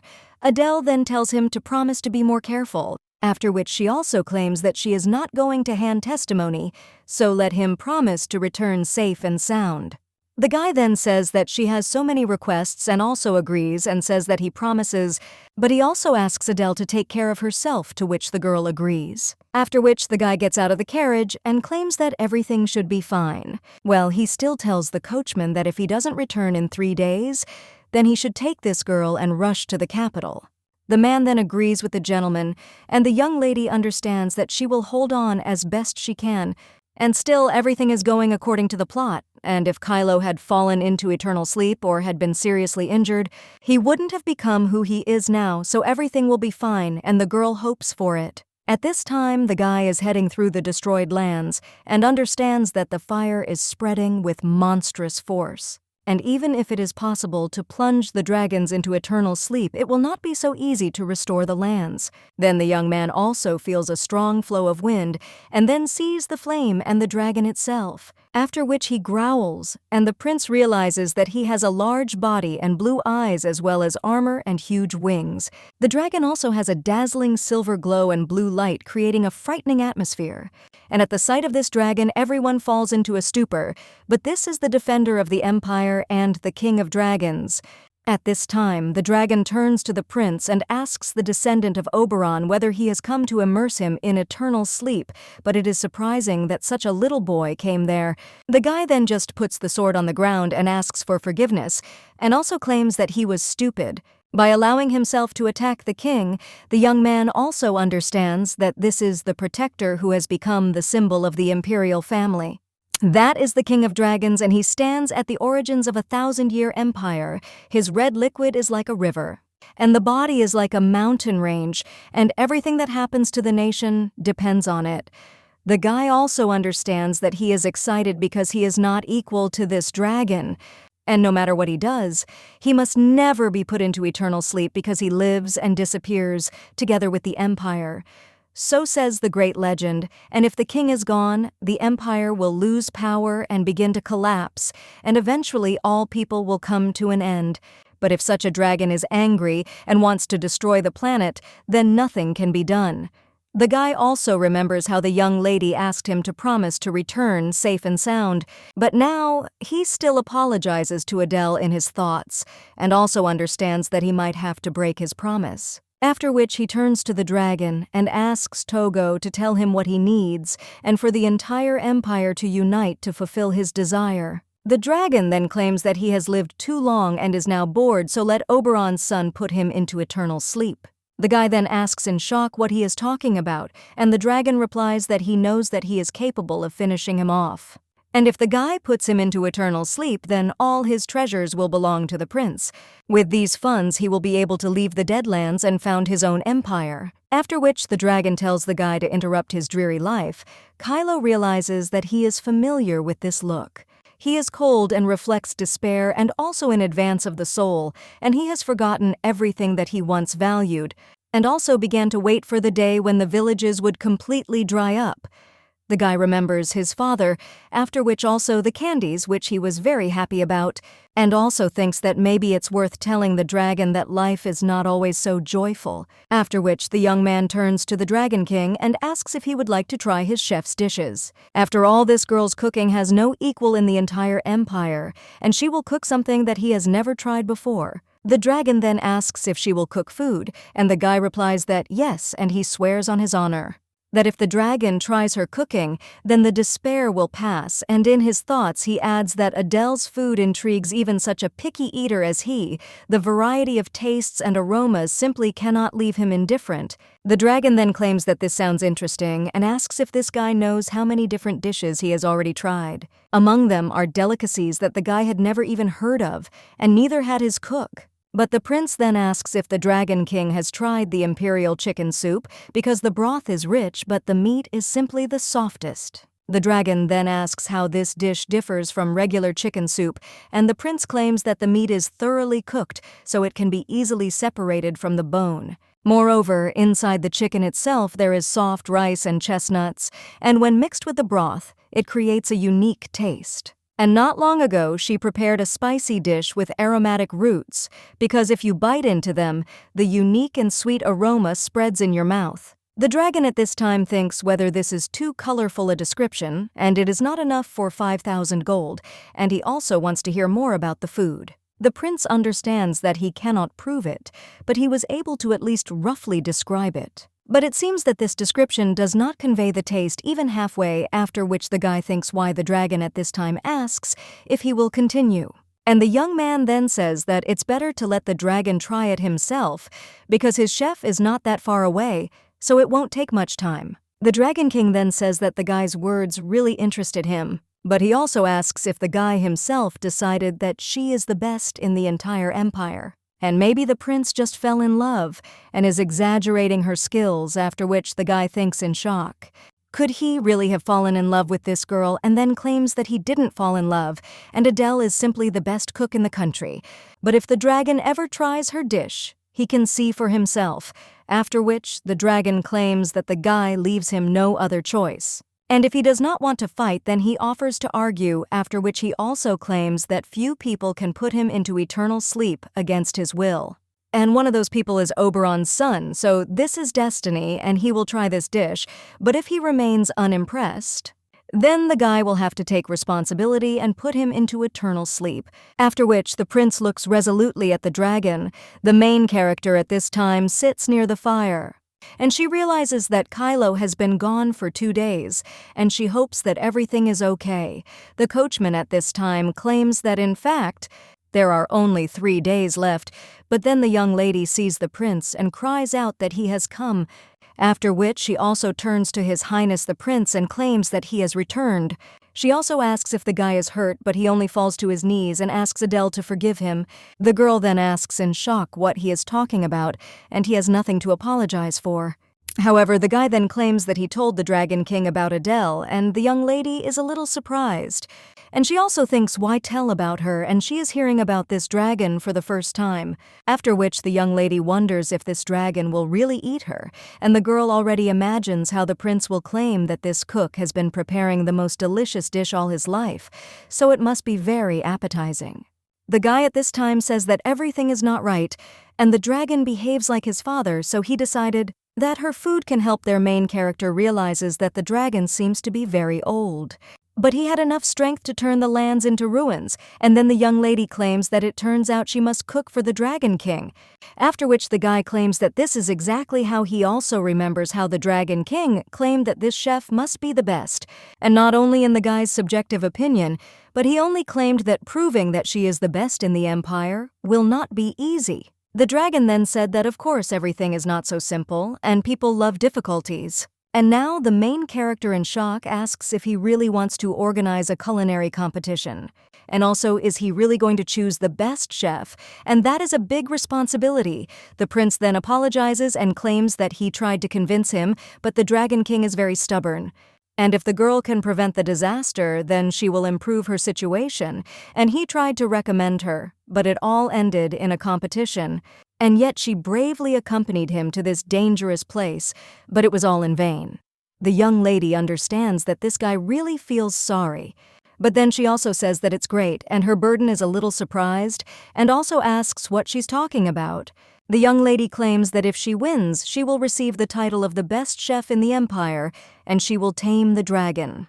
The girl also claims that she has already won similar competitions, and the guy asks when, and the young lady then claims that rather she was always ready for them, and she is grateful for this opportunity, and also this is the best outcome, so there is no need to apologize. And the young lady also says that she has something important to tell him. The prince is then a little surprised and asks what she wants to tell him, and the girl only thanks him for keeping his promise. The young man then claims that he would not say that he fulfilled her request. But the girl then replies that everything is fine and the main thing is that he returned safe and sound. Kylo is then a little surprised, after which he completely lowers his gaze, embarrassed, and also suggests to go quickly because the competition will end in 15 days, so we need to speed up. The main character now understands that she understands, and the prince always changes the subject when he is nervous. The girl also says that when she returns to the carriage, but suddenly the ground begins to shake, and the young lady falls off her feet. She also understands that it seems like this has happened before, and the prince then claims that it seems like the dragon is returning the earth to its usual appearance. After which the young lady is surprised and asks, what does it mean to return well when she looks at the dry land? Then he sees that grass and various flowers begin to grow from it much later. They already find themselves in the middle of a clearing, and their main character is surprised and also understands that just a couple of minutes ago, there were lifeless lands stretching out there, and the young lady thinks that this power belongs to the dragon, and she also thinks about how she can surprise such a powerful creature, after which she turns to the prince. She also asks if he really believes that her dishes can impress a dragon. The guy then asks if he should tell her honestly, after which the young lady says yes. And the young man claims that he is sure that her food is unique, since even he felt it. Therefore, let her not doubt herself because the dragon will never be disappointed in her cooking. A little while later, the girl is already looking at her head chef badge. And she also says that you need to believe in the best, believe in creativity. She has no equal. And also the main thing is that it is tasty, and moreover, she will be able to feed not only the dragon, after which the girl says that it is time to begin, and no matter what the opponents are, victory is hers, after which the young lady bursts into the room, but at that very moment she hears someone scream, and then they see Elliot lying in front of them, after which she asks if he was really standing at the door. And also asks if everything is okay. The guy then claims that everything is fine, and he wanted to show something, and the young lady wonders if he really wanted to show his face. After which, she thanks him and claims that she has a real surge of energy, but the young man claims that he hasn't shown anything yet. After which he takes out something and says that he wanted to introduce it. The main character takes it in her hands and asks what it is, after which the guy just laughs evilly and also claims that he has a product that will protect Adele from bad people, but the young lady then asks how it will help her. And the guy claims that if she attaches it to her opponent and also whispers something to her further, and the main character claims that this is it. A little while later, the girl is already running as fast as she can and also realizes that as usual she got too chatty with Elliot and is now late. The girl then breathes heavily and then sees the location of the culinary competition. People then whisper among themselves, and one of them hopes to share the dishes, while the other is interested in whether the reward is cool. The girl then asks to be allowed to pass and claims that she is a participant. Well, then she suddenly starts falling and crashes into one young man and then apologizes. But when you look at his face, you think who it is, and also whether it is really one of the participants. The guy just bows at this time, and the young lady thinks that maybe it's all because this is an affair. But there really are a lot of handsome guys there, and handsome guys rarely appear in history. The girl also thinks that now is not the best time, so it is necessary to extract at least some benefit. Well, at this time, someone asks if everything is in place, and the girl understands that this is definitely the stage where the competition is taking place, and nearby there are participants, after which the young lady understands that it seems they have gathered there. All chefs of the empire, and they are real rivals. The young lady then thinks that she needs to calm down and also give it her all, after which she also remembers how the prince claimed that he was sure that her food was unique, since even he could feel it. And now the girl understands that she should not doubt herself, and she will believe the prince. The servant at this time claims that in the first round, the palace will provide all the necessary ingredients. The main character looking at all this only admires, and the man claims that it is time to announce the first category, after which they open the screen, and then everyone screams in shock asking what it is. Chefs also ask what they should do, and they can't believe that this is such a difficult category. The young lady is also a little surprised, and the guy she bumped into at first just smiles, after which the young lady sees that it says that a unique dish unseen in history is needed, and the main character is shocked to realize that this category suits her perfectly.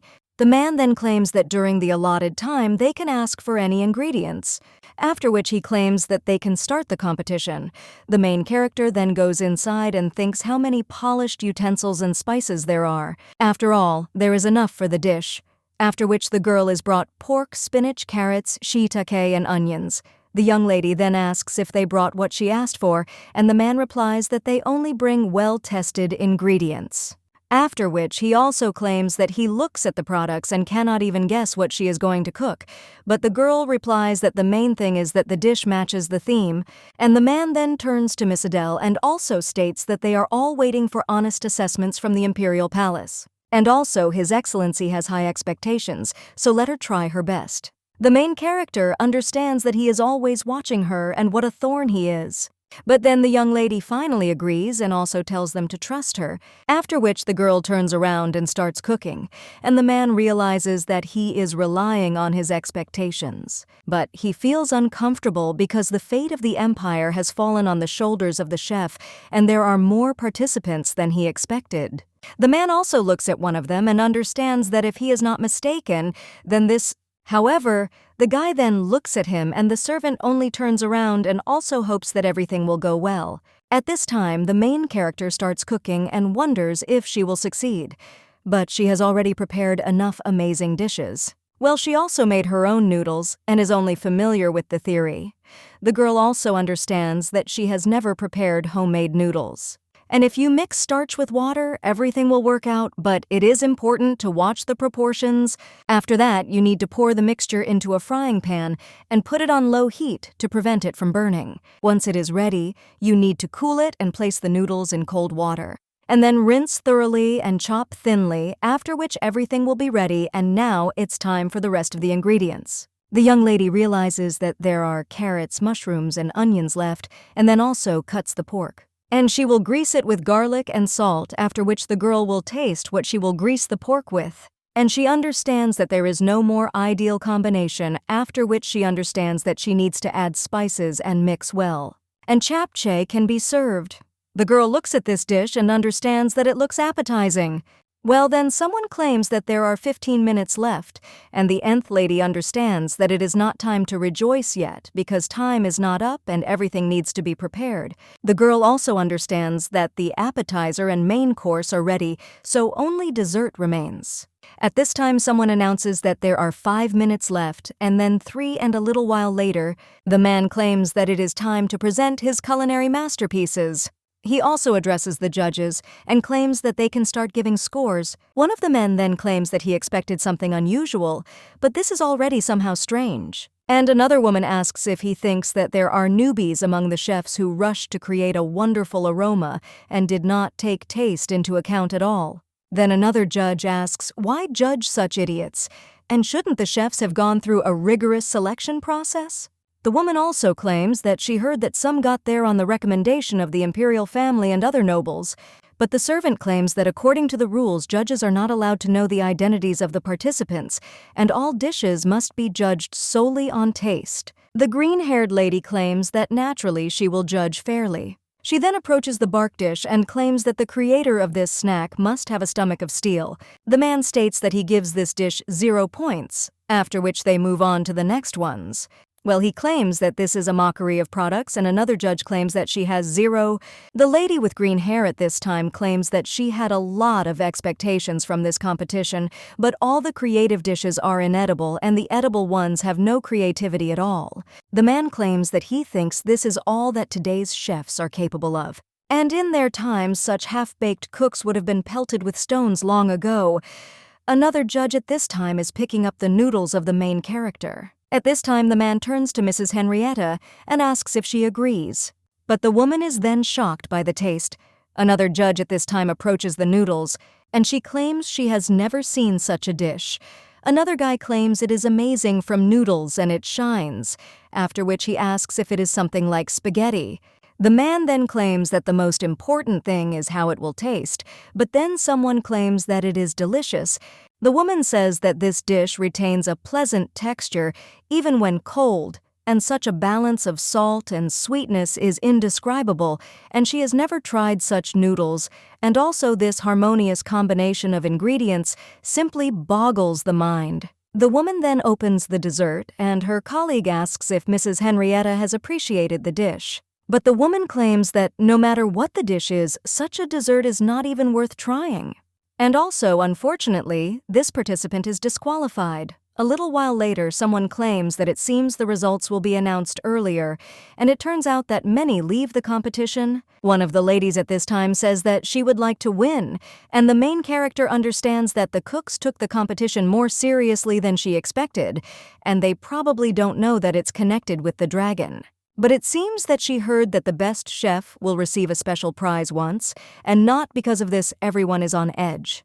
At this time, one of the guys asks if his interlocutor is talking about Ferris Miarno, after which he replies that yes, and it is obvious because he is not so much concerned with winning as with the prize. The young lady then listens to this and thinks, what kind of prize is there? But she was so busy thinking about the dragon that she didn't even look at the prize. And the girl thinks, is there really something cool there? But it's obvious in the original. Well, then someone asks everyone to gather. The woman claims that she is happy to meet and is responsible for announcing the results of the first test. At this time, one of the judges turns to the woman and tells her to look at the voting girl, after which the woman does just that and also remembers how they looked at that watermelon dessert. The man told Miss Henrietta that he could not believe that she would exclude a chef who spoke so highly of her and asked what dessert she was talking about, after which the man lifts the lid of the dish, but at the same moment he is shocked. After all, he sees a watermelon in front of him in which small pieces of fruit are floating, after which he asks what it is because this mixture doesn't even look like a dessert. Another judge says that the watermelon pieces floating in milk look weird, and if you're only evaluating creativity, you could give it a couple of points. Well, she says that you need to eat what's inside the watermelon, and he even lost his appetite, after which the man says that this chef should be immediately expelled. And another judge claims that there are spoons and bowls, and this chef put a watermelon rind in the dish. And this is something new, after which the man claims that these young chefs, they don't understand anything about cooking, and the smell speaks for itself. The woman understands that if you only evaluate the main dish, then she will give it 10 points, but now she is also wondering what kind of dessert this is. Well, then one of the judges says it's delicious, and it's also the first time he's tried it, and he thought it was just milk with fruit, but the taste was tart like strong champagne. The woman then says that she should also try it and puts the dessert in her mouth. Then he wonders if this is milk with carbonated water, but the soft taste of milk is mixed with sweetness, and the incomprehensible taste of a refreshing dessert spreads in the mouth. The young man then claims that milk goes perfectly with fruit. And the watermelon is wonderful, and the lady with green hair says that it would be great if the dessert was cooler. Well, she's still ready to give the dessert more points than the main course. Then another judge asks if they are teasing him, and he doesn't believe them. And now he will try it himself and prove that it is disgusting. After which he brings this dessert to his mouth, but then he is shocked and thinks that it is very tasty. The green-haired lady claims that a total of 30 candidates were selected in the first round of the competition, and the announcement of names starts from the end. Then she starts reading out names, and the woman realizes that the dish was prepared by the lady with blue hair. And she looks young, but you shouldn't judge people only by their appearance because even she is a professional in her field. I misjudged dishes based on appearance, and I have a lot to learn from this young lady. Then someone announces that Adele is in first place, and they ask the first place participant to stand up. After all the award ceremony begins, the other chefs then ask who Adele is. But the other one also wonders if he doesn't know because he is the emperor's chef. The young lady then wonders why they are presenting this award so formally, after which he approaches this woman and thanks her, and she expresses gratitude for the wonderful dishes. Another judge then asks if she can ask a question, and she actually has several. The main character then asks what it is, and the judge claims that this is the first time she has seen such elastic noodles. And at first she thought that the girl used gelatin, but then she realized that in that case she would not have had such a texture, and she wondered how the young lady did it. After which, she also asks how she made the milk and soda she presented for dessert. The other judge then turns to Miss Henrietta, a little worried. But she just asks what's wrong with asking the question because if not now, then when? And the guy claims that it's still an award ceremony. The main character at this time is just wondering if this is Henrietta, and she is not so familiar with the world of cooking, but she knows this name, and this woman has golden hands. She owns the largest restaurant in the empire and is very strict about hiring staff, making her the boss of its culinary world, which many are trying to break into.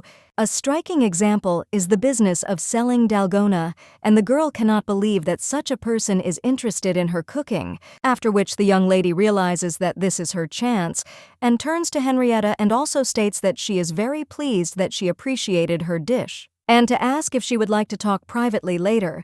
The woman claims that personal meetings are not allowed at competitions, so they can chat after the context, and the main character claims that she can't wait and also understands that she needs to make connections in order to open her own shop later. At this time, another judge says that according to the scores given, Chef Adele demonstrated excellent skills. Wins the first place award, and it's a flat knife.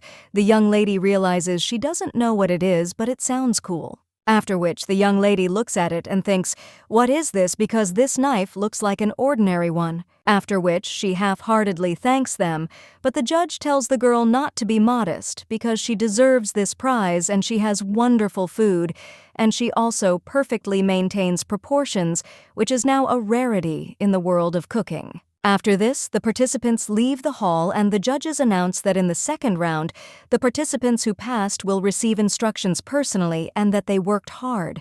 At this time, the young lady examines the knife and understands that no matter how you look at it, it's just a knife, and the girl thinks what does flat mean, and also whether the Imperial family has really cheated her. Well, she still thinks that this knife is at least beautiful and you can sell it and also earn a little money, but the girl still thinks what such a knife is needed for. At this time, someone turns to her, and the main character wonders who is getting in trouble again, and aren't they afraid of people with knives in their hands? But then the girl is a little surprised because she sees in front of her the same handsome man she ran into. And then she thinks why he suddenly started talking to her. The blonde is just getting closer to her at this time, and also turns to the young lady, but then only asks how she got first place, and the main character is shocked, after which she even asks if he is really saying that she stole his place. And she also imagines how she will ask him if it really belongs only to him.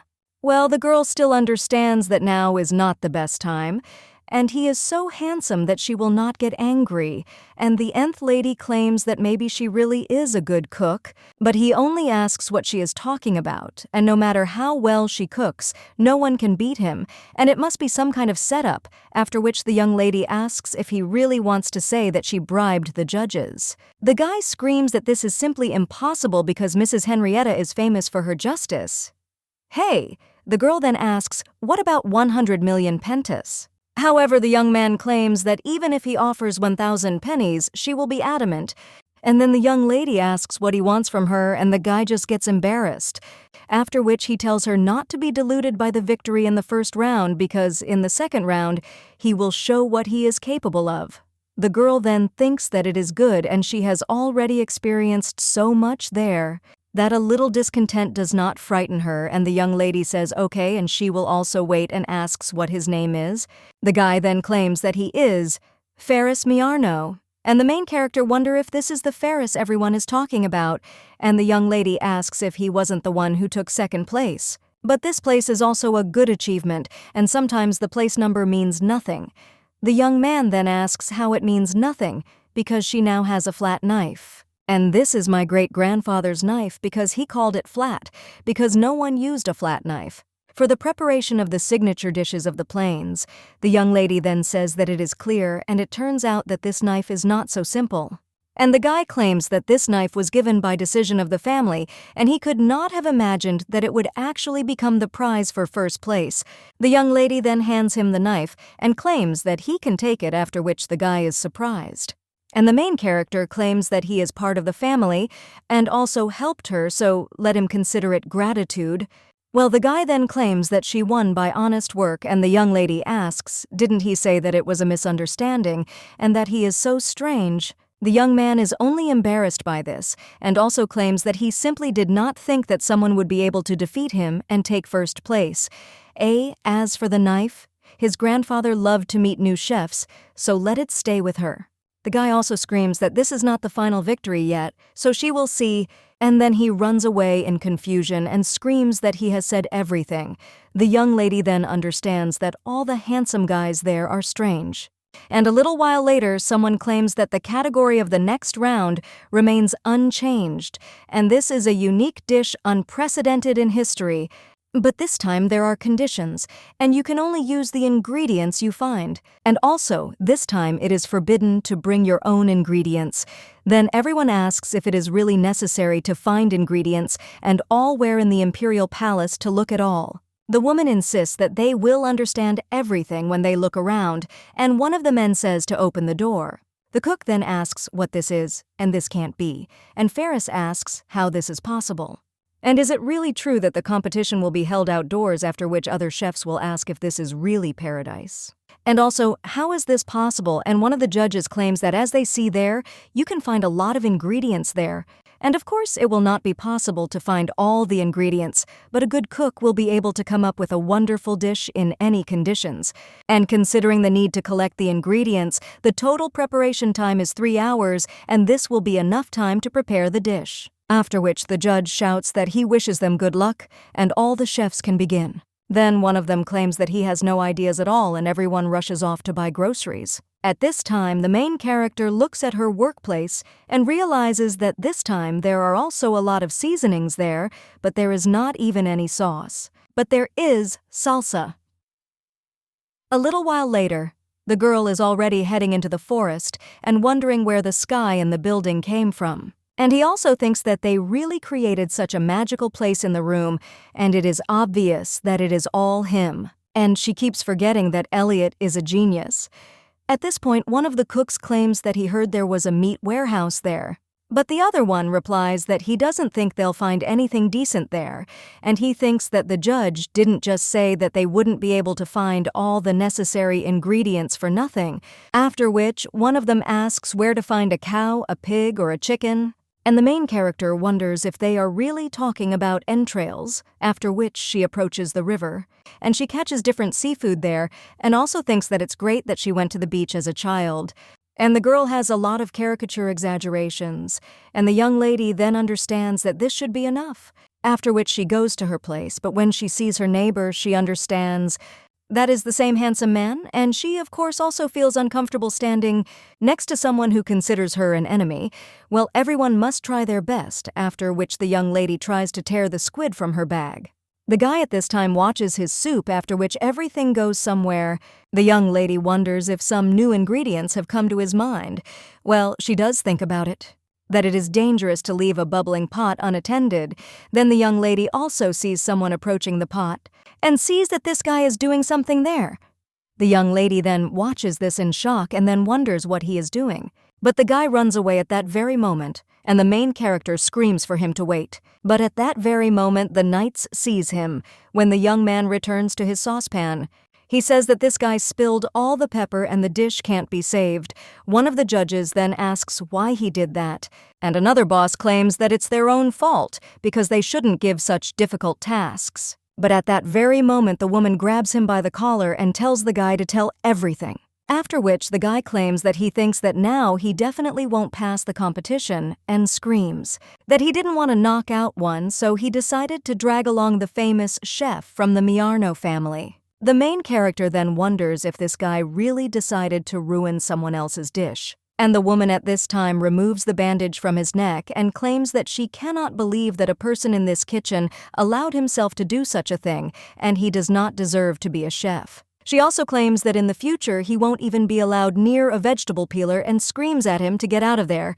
After which this guy is taken out, and one of the judges says that she is very sorry, but the rules are very strict.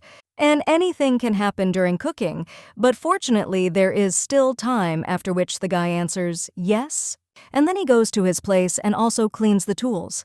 The main character then asks if he needs ingredients, because she thinks she can borrow some vegetables. The guy then claims that she doesn't have any avocados. But the girl says that there is no need to be rude because you need to be able to work together. But the guy claims that he wants to at least not be in debt right now. But the young lady claims that she is not going to ask him anything, which makes the guy surprised. And the girl then claims that she simply thinks that it would be unfair to lose, and he devotes himself entirely to cooking, after which the guy looks away and says, okay, he also needs some garlic and some green onions. The main character hands him a bowl of vegetables, and she tells him to take what he needs, and also asks if he needs anything else, to which the guy replies that if anything, he will say. The main character then goes to her place and says that it's good, and the guy then gets a little excited. He thanks her, the young lady, then thinks what is he doing and does he really have to show the sincerity of his intentions when necessary. And with a smile on her face, she says that it is not a problem. A little while later, she realizes that she has finished with the preparations, and only the secret ingredient remains. But when the girl is about to leave somewhere, she realizes that Ferris's kitchen is destroyed. And although this guy has already been punished, she is overcome with doubts, and you can never predict a person's plans. The girl then also takes something out of her bag and remembers how the alchemist told her that if someone tries to harm her, then the girl should attach this to the person's back. And if it works, then she will be able to track the location of this person, after which the young lady asked if this little thing really has so many functions. The alchemist claimed that once this thing is attached to the back, it becomes transparent so that no one will notice. The young lady then thinks that if Elliot lived in the modern world, he would become the king of patents. She also understands that if you place it like this, the sticker will stick to itself. And she understands that it is, of course, better not to resort to this. But because of what happened, it is necessary to improve security, after which the girl goes for groceries. And then one of the cooks comes to her place, but at the same moment someone behind her makes a sound, which makes him scared and immediately runs away, and the knight just silently watches her.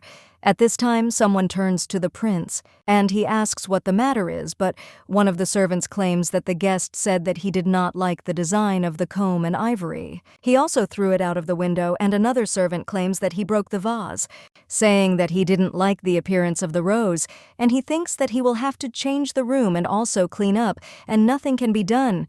The prince then asks if it is happening again and also tells them to try to be as friendly as possible, to which the servants agree, and the guy thinks how picky the dragon is, and he wonders if he is doing this on purpose so that he will be forced to fulfill his promise. But if Adele wins, well, the guy hears someone say that he's giving 100,000 points to Adele, and another one says that he's putting 500,000 points on Ferris. At this time, the prince is thinking about what they are talking about, and one of the guys asks him if he thinks this is real chicken soup.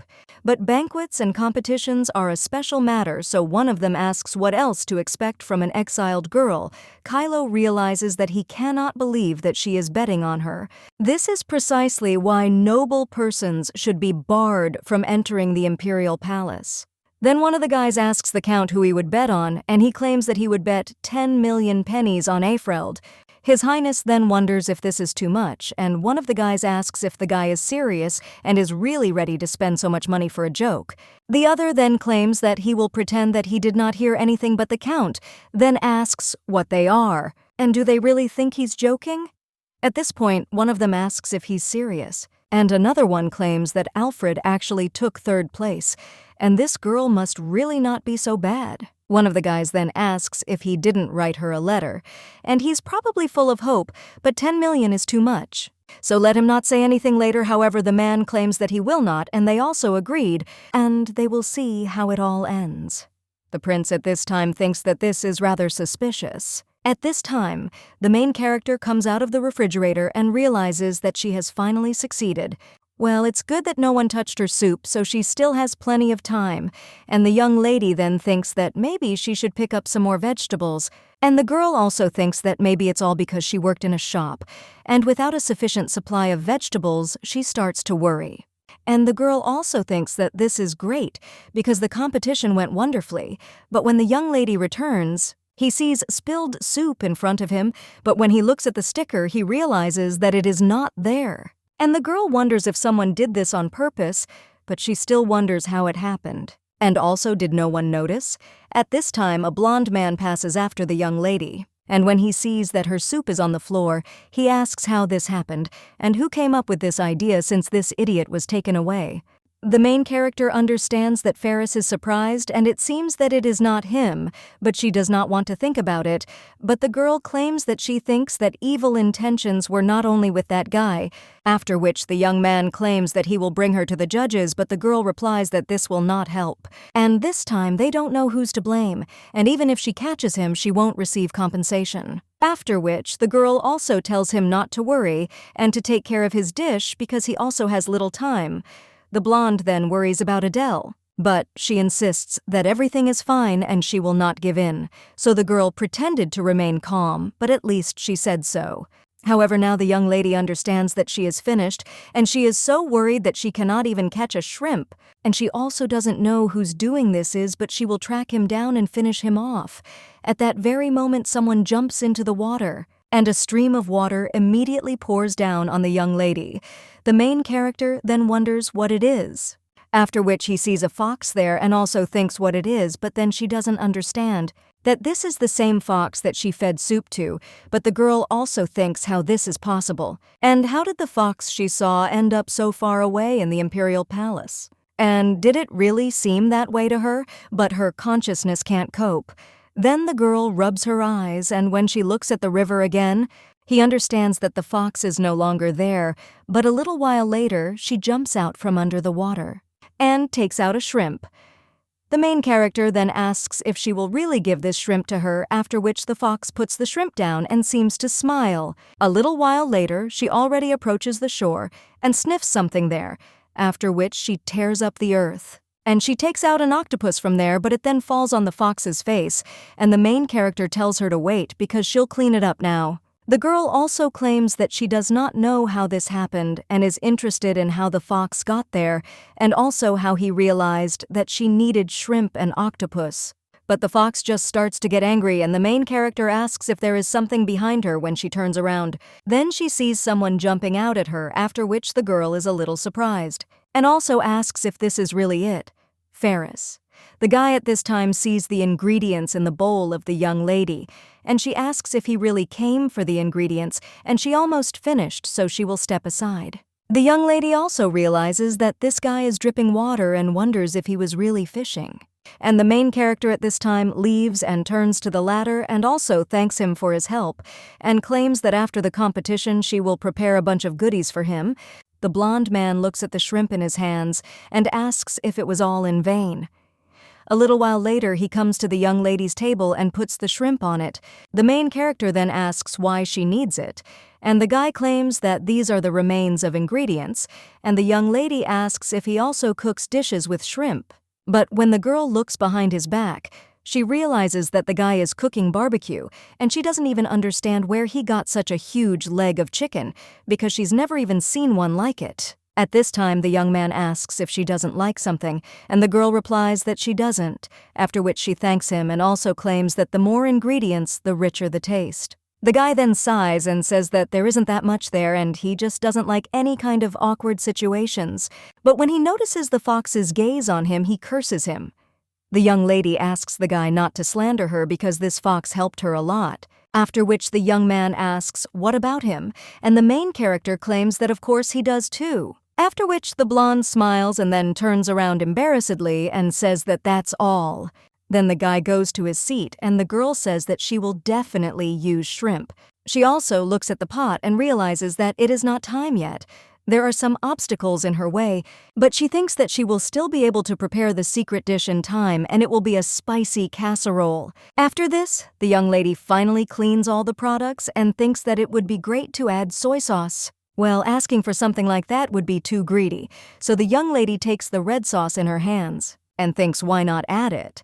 The girl also turns to the forest and asks if it is interested in what it is. Then she gives the jar to smell, and the fox closes his nose and the main character asks if the smell is strong. Adele claims that it is fish sauce and it is made from fish, so if you create the perfect combination, then she will replace the soy sauce with an unforgettable salty aftertaste. The local people don't particularly like spicy food.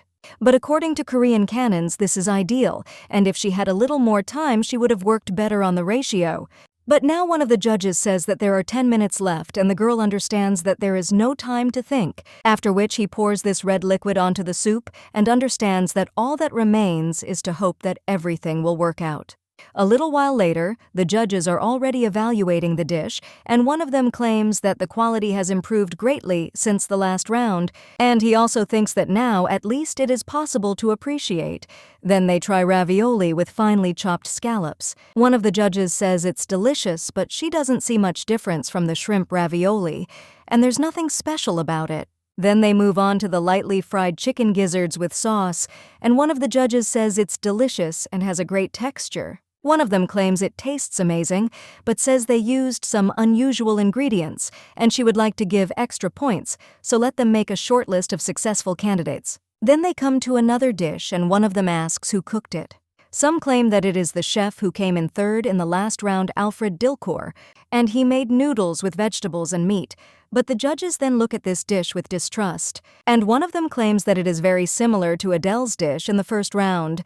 Another judge claims that it is just spicy pasta with a different presentation. The lady with green hair then tries the noodles and also claims that she didn't try them. So emotions can't be faked, and the noodles are softer. Another guy claims that although it looks similar, it's a completely different dish. However, the woman only screams how the participant dared to copy someone else's idea, and this is shameful and disgraceful. Another judge says he doubts the dish was even homemade. And the lady with green hair claims that this participant will be disqualified, after which one of them lifts the lid from Ferris's dish Miarno, and it must look impressive. But when they open this dish, they are very surprised. One of the judges asks if this is really a ham, and another guy wonders where the participant got so much meat from, and isn't it possible to be disqualified for ingredients taken from a meat warehouse? Well, the young man then suggests cutting it up, and maybe there are several pieces of meat there.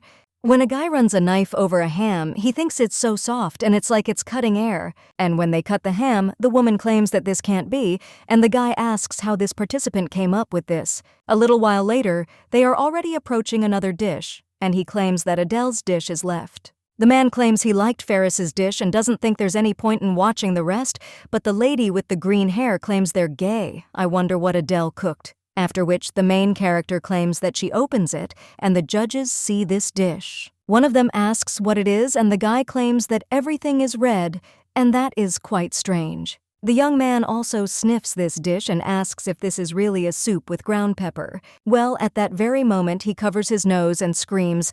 The other judges ask what's going on, and the guy says it's very spicy and doesn't think he can try it. Then the man also scoops up some of the dish, and he asks if it is really poison. But honestly, if the girl had not taken first place in the last round, he would have disqualified her immediately. Well, then the woman claims that this girl cooked the best dish, so you can at least try it, and then she tells the man to eat it. Well, he just asks if she really wants him to end his life there. A little while later, the cooks are already waiting for the results. The main character approaches one of the guards, and he asks if she can't find her fox, after which she claims that the entrance was immediately closed, so she decided that he was somewhere inside. The guy claims that he is sure that this leaf just ran away somewhere, but if they notice it, he will definitely let the lady know. The girl then thanks him. And she also understands that it's generally strange that there's a forest running around there, but he's a smart kid, so he must have gone about his business, although she's still a little worried. At this time, the judges come out and say that everyone did a great job and the dishes were up to par. So it wasn't that easy to make a decision. Then the woman looks at the lady with blue hair, but he turns around and says he can't keep them waiting. Adele wonders why this woman won't look her in the eye. And usually if you catch someone's eye, you have to smile sweetly. Well, the young lady is wondering if it's all over and she's lost.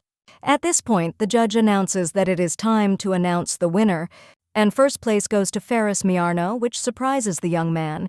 The main character understands that she always won before. She was also the queen of awards, but in this world all her achievements mean nothing. And the girl understands that she simply had little time, and if her saucepan had not been turned over, although Ferris also faced this and still took first place, so the museum has no excuse, and she lost. The girl also understands that Ferris immediately declared his desire to win, and he must be in seventh heaven now.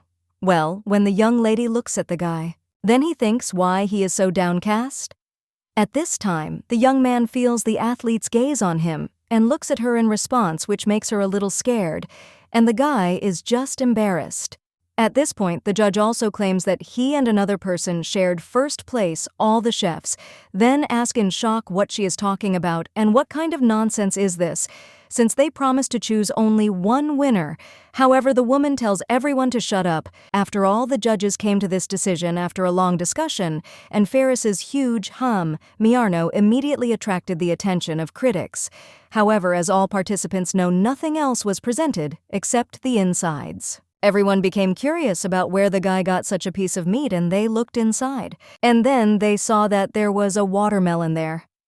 Everyone then asked if it was really a watermelon ham, and how the guy came up with that. At first glance, it seems that the cut is juicy steak, and this dish was cooked perfectly, and in terms of originality, it has no equal. When the woman tried the dish, she realized that the texture was pleasant, but it was too liquid, and unfortunately, nothing could be done about it. It was delicious, and the ingredients were chosen perfectly because the hot and salty spices go well with the sweet watermelon. The lady with green hair claimed that history had never seen such a dish before, and that it was amazing. The other cabinets also whispered among themselves, and one of them claimed that it was as expected from Miarno. The other then wondered how the guy even figured it out. And the woman at this time says that Adele, too. Her dish was very spicy. The main character at this time thinks that this woman never started looking her in the eyes. The judges recalled them saying the dish was too spicy and asking for water. The man claimed he had never had his hair stand on end from food. And the woman claims that they have never tried anything like this, and it seems that their spicy dishes do not match at all. She also understood that in any case the dishes are really too spicy, so much so that it is difficult to discern the true taste of the ingredients. But the more you get used to Austrian food, the better the dishes taste, and over time interesting notes begin to unfold. Appetizing shrimp and fresh octopus as well as a piquant, but at the same time, mild taste. The woman understands that the girl used offal, and in the best restaurants, such a dish would not be served often because the price is low and the lover of delicious. And usually people eat stewed meat with entrails, and the woman wonders if this girl was inspired by this, but their dish gives off a strong aroma of offal. And it's hard to mix with other ingredients, but the sauce holds it all together. The other judges were eating at the time and said that the more you eat, the more interesting the taste. The guy claimed that he couldn't stop and that the dish, although spicy, was addictive. The woman then thought that it was terrible and it would be great if the dish was a little less spicy. Now the judge claims that Ferris Miarno, the idea and taste are great, but the kitty from the tour let some of the ingredients down. And Adele has originality and a combination of ingredients at a high level, but the lack of clear proportions was disappointing, but it did not spoil the dish. And the woman claims that if anyone has any objections, they can raise their hand, and she asks if anyone considers themselves better than these two, but the cooks just remain silent, after which the lady with green hair smiles. And also claims that then they can continue, and everyone knows that the competition is held in 2 rounds, but there is still something left because they are waiting for the final assessment, and in the end only one winner will be chosen, after which the woman wishes Firuza good luck, Miarno and Adele. The final will take place tomorrow at 11 a.m., and the venue for this event is the hall of the Imperial Palace, specially designated for the competition. The main character understands that the last judge will determine the winner, and it seems that the results will be announced on the same day, but it must be the dragon and the final score will depend on him. A little while later, the young man with blonde hair already greets Adele. "Hey," the girl greets him in response. Well, she thinks why he is so happy to see her because considering his words that he will still show, and this is not the end. The girl thought that he would be upset that first place was taken by 2 people. Well, the young man at this time asks how it was to lose to him, and the main thing of the game does not understand that it was expected because he was so happy because he wanted to show off. Then the main character claims that she hasn't heard him declared the winner, but if he wants it that way, then let it be his way, and he who laughs last laughs best. The young man then asks what she's talking about and claims that no, and he will also win. After which the main character says okay, and suggests wishing each other good luck, after which the girl leaves. But she still thinks how to stay calm now, And after all meeting, the dragon can change her whole life so she can't waste her nerves like that. The blonde is embarrassed at this point and thinks that it is too hot in this room. A little while later, they are already at the competition site. The young lady turns to Ferris and tells him not to be surprised later. The guy then asks what she is talking about. And the young lady suggests not to get hung up on grades and just give it her all to cook wonderful dishes. The guy then asks what she is doing, and the host claims that it is time to announce information about the final, and you just need to recreate the dish cooked in the previous round. All the ingredients are provided, but if you need anything, let them tell him. To ensure optimal conditions, they did not impose a time limit. The guy then smiles and claims that they have endless time and a ton of ingredients, but the main character claims that he will not get extra points for a large portion, and why is he so happy? But the young man claims that yes, he can cook several dishes and then choose the best one. And when cooking meat, you need to pay a lot of attention to controlling the fire. Therefore, the conditions are only to his advantage. The girl then claims that making the judge wait is not a good idea and asks if he thinks so. And the young lady also understands that, especially when it is a narcissistic dragon.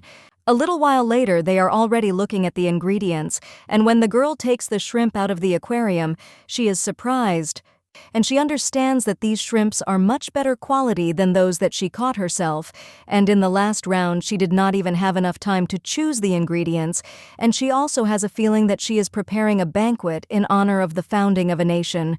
Ferris fries a watermelon in a frying pan, and the main character understands that this guy is certainly unusual, and she is from another world, but not everyone would guess to, so boldly break the usual idea of new 200BB U200B dishes. The judges didn't say who won first place, but judging by their reaction, it would have been better to announce that she won second place. Hey girl, she thinks it's all about the wit. She also realizes that time was running out, so she couldn't come up with anything better. And this time, she has plenty of time to adjust the amount of seasoning. A little while later, someone asks if the participants have finished, and the main character puts her dish on the table and also says yes, after which she opens the lid and shows his updated dish. Ferris does the same and says that, of course, he is ready. Then the host says that it is excellent and asks to wait. The main character also thinks where these people are being driven and understands that, if you think about it, the dragon is the size of this hall, and the girl does not understand whether he will be able to taste the food at all, because for him, everything is like a dollhouse. At this moment, the door opens and the wind blows into the chefs. Ferris asks if the young lady is okay, and the main character does not understand what is happening. After which, a guy with white hair enters the room and the main character thinks what a handsome man he is. The dragon at this time approaches them and also claims that everything is not as he was told, and also wonders if he should not try the dishes of one of the best chefs. And he waited so long and they couldn't even choose one winner. Adele understands that even though the dragon is in human form, he still seems like the greatest creature, and she has such a frightening feeling now. Looking at the dragon's hands, she understands that it is definitely him. The dragon is just asking to rate the dish or to burn it all to ashes. Then the dragon also looks at the dish, and he claims that of course he doesn't like that there are two of them. But okay, so let them think they're lucky that there aren't three of them. The main character realizes that the dragon must have taken human form. And the young lady also looks at Ferris and understands that it seems he was immediately scared. And did he really notice something strange? The young lady at this time thanks him for his understanding and tells him to believe that he will be satisfied with their dishes. The dragon then asks, really, and it does not sound fervent. And he also hopes that her culinary skills are as honed as her sharp tongue, and she is, after all, the prince's chef. After which the guy also looks at Ferris and then at his dish and wonders if this is a fried dish, after which the young man answers the sir that everything is so, and the man claims that it turns out that quite a lot of time was spent on serving. The dragon also wonders what it is made of, but Ferris says that he should try it, and then he will understand, after which the man cuts the dish and is surprised. The young lady thinks that it is quite interesting, and she already knows the states of watermelon, and still it seems that it is fried meat. The dragon puts a piece of meat in his mouth at this time, but then is completely surprised and begins to gobble up the dish. The main character understands that if he liked it, it will not be so easy for her. But at that very moment, Ferris turns to Adele and suggests that she run away. The main character is then a little surprised and asks what he is talking about. And while the dragon eats the dish about Ferris, the young lady drags the guy under the table and also whispers, "What is he doing suddenly, and why should they run away?" But the young man then wonders if she really didn't feel anything, and also claims that if she is not aware, and the main characters understand that Ferris probably noticed that this man is a dragon. However, the guy then claims that this judge is a vampire. Adele asks what he is talking about, and the guy just claims that before he thought it was just some kind of tobacco, but vampires really exist. The girl then thinks that this image would really suit this guy. Ferris claims that they say that a monster that drinks human red liquid lives in the Imperial Palace, and the girl wonders if this is not a Western legend about vampires. The young man then claims that he remembers her words about not being surprised later, and suggested that he should give it his all to prepare wonderful dishes. And now the guy asks if she knew about vampires, but the girl claims that he is not a vampire because he is the oldest dragon. The girl also asks if he liked this dish, to which the man replies that he did, and that it is also a pretty tasty watermelon, and he will let this guy off the hook for the pathetic comparison with a vampire. Ferris then claims that he was wrong and asks for his forgiveness, and the dragon claims that he is finished and it is time to try the second course. Then he takes a piece of this dish on his fork and puts it in his mouth. After that, he feels this taste and his eyes light up. The main character then wonders if this is really fire, and also if he breathes it, and if this is dangerous. The dragon only claims that it is delicious and very appetizing, and he also hasn't eaten anything like that for a long time, and thought that in their time people don't know how to cook spicy dishes. But he says how amazing it is because this cheese softens the unusual spiciness of the dish, and the sweetness salt, and also the spiciness. Everything is in its place, and the texture is great. Adele understands that the dragon liked her food, but he only asks what the dish is called, after which the girl replies that it is shrimp with octopus. The man claims that it is a pretty clear name and turns to the guy and asks if it is Ferris.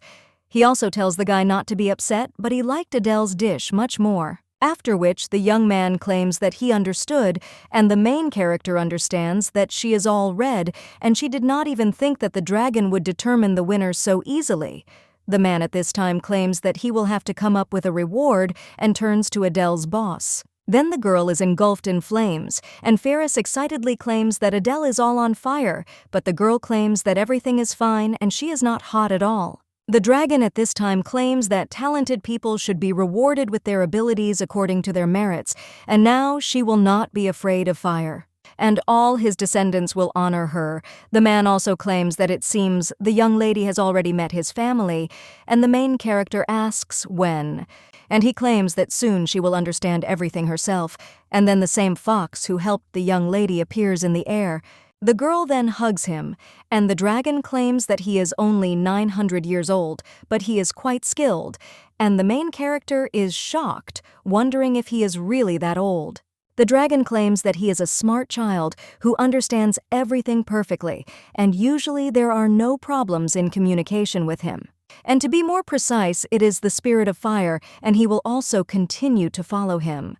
The main character claims that he helped her all this time, and she immediately realized that this is not quite an ordinary fox. And the young lady asks if it turns out that he has abilities, and also asks what his name is, to which the dragon replies that he has no name, because in the family he is the only fire spirit with star radiance, and everyone recognized him even without a name.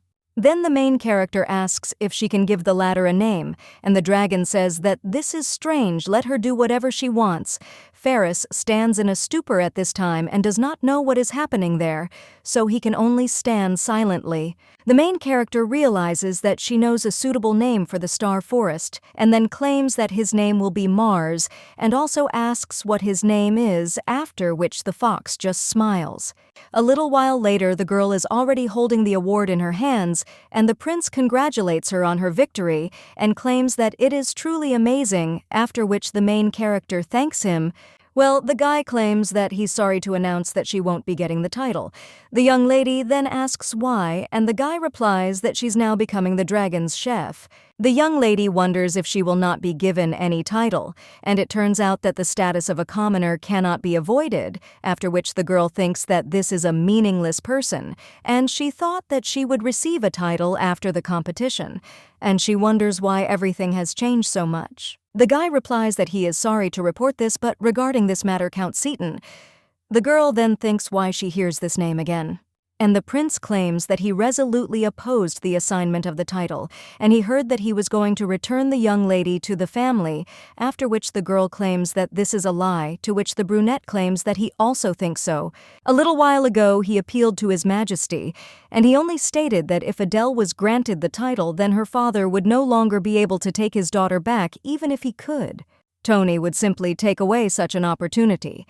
The prince then tried to object once more, but the emperor told the boy to listen, and he was also a father. So let the young man understand that he could not do this. And now the young man claims that he couldn't do anything then, and the main character claims that he must have been unable to resist the emperor. Kylo then tells Adele that he is so helpless, but the young lady thinks that this is not true. The girl also remembers how the dragon addressed her, and also told her to tell the prince that he won the bet. And even though he lost, he was still happy because he tried amazing dishes, and the prince really asked to trust her, and he himself really believes in her. Therefore now, the young lady claims that she thinks he tried hard enough so that she would at least be treated with respect. And the prince is the only person in the palace who is capable of taking her side. So now the young lady rises from her seat and then bows and thanks him. The young man then claims that she deserved this award for her dedication to the cause, and even that is not enough, after which the young man extends his hand to her and claims that there is no need to thank her. But when he is about to touch the young lady, the leaf immediately bites his hand, and the main character in shock asks what Mars is doing. The young lady immediately takes the fox away from His Highness and asks if he is hurt, to which he replies that everything is fine and it is just a couple of scratches. The girl then realizes that she thought this latter was cute and also tells him that people should not be bitten, and if it happens again, they will have to say goodbye. The prince then wonders if this is the same fox, and the girl replies that let her know that he is the spirit of fire, and the young lady also says that this is interesting, and who would have thought? She then also asks if Mars has thought about his behavior, after which she holds the fox out to the prince and tells him to apologize. But he just turns around, and the girl then says that okay, and also will have to make amends in another way, after which she asks His Highness if he has eaten yet, to which he replies that no, and the main character tells him to follow her and lead her to prepare a stunning dish. A little while later, the young lady is already using the power of fire and preparing the dish. The girl then thinks that this fire is perfect and the sound is just right, which means the temperature is perfect. The girl also tells Mars to wait because there is still a little bit left. After which she cuts something else about. The prince asks what it is, after which the young lady replies that these are bamboo shoots, and he can also try to, which the guy agrees. A little while later, the girl takes another ingredient, and the guy asks what it is, and Adele replies that it is a tree mushroom, and the prince wonders if it is edible. Adele claims that, of course, she is interested in whether these mushrooms are similar to poisonous ones, and maybe she should try them, after which the guy replies that no, and he just wanted to study the ingredients better because she knows so much. Adele then wonders where this sudden interest came from, and if you think about it, everything has become a little better because before the guy claimed that he wasn't particularly interested in these recipes. And the young lady thinks that maybe it was her dish that had such an effect. Vadim is watching the young lady at this time and thinks that it is amazing because she likes to cook so much, and she healed the emperor, and also surprised the dragon, and he does not understand where this mysterious power comes from in her, and he would like to know.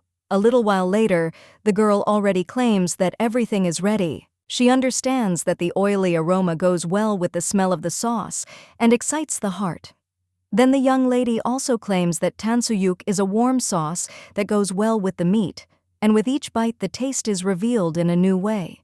Of course it is sweet and sour pork, and this unique combination is created by adding sweet and sour sauce to the hot meat.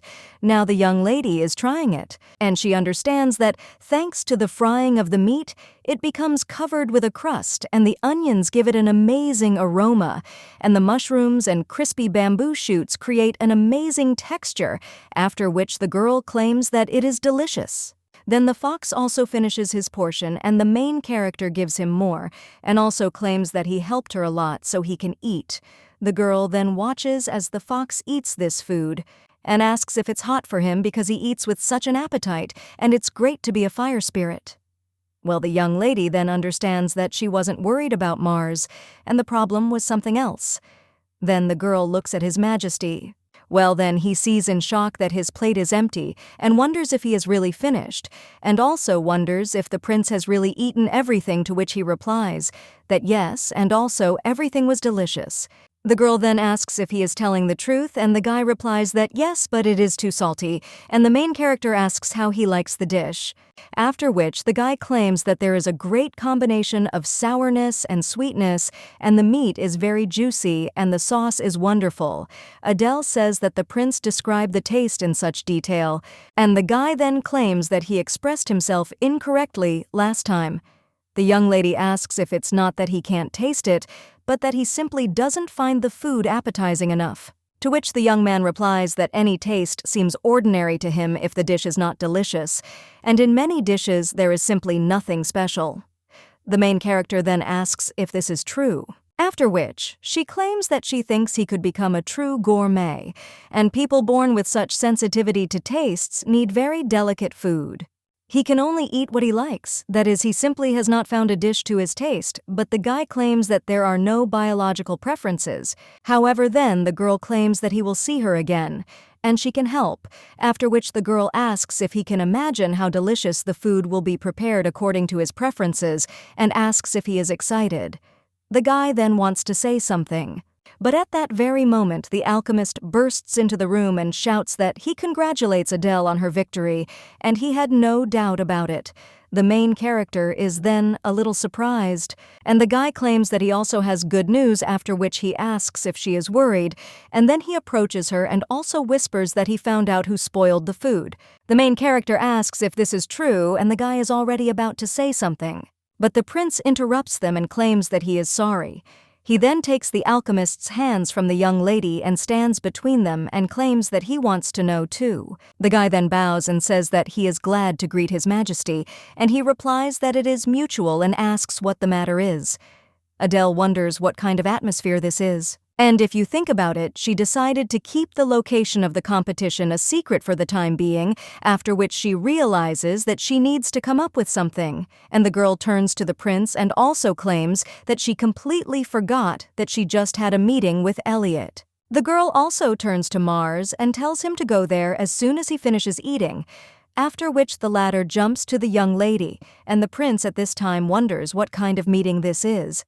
Elliot then claims that he and Adele are doing research, and he is interested in Adele's cooking skills, so she sometimes helps him. The prince then claims that he would also like to look at this research, but Elliot apologizes and claims that this will be problematic. After all, the crown prince is behind his research, and if he wants to look at his research, he will first need to get permission from the prince, and if he gets permission, he can visit his laboratory at any time. The guy only gets angry after this and says what impudence this is. The main character then thinks why he is so harsh, and why the alchemist suddenly started talking about the prince. After all, she forgot that Elliot is on the side of the heir, and yet she thinks that she shouldn't have responded so harshly to Kylo. But even if he doesn't care, she does, and her position in society depends on it. The prince notices the young lady shaking and claims that she is the reason for the day being so wonderful.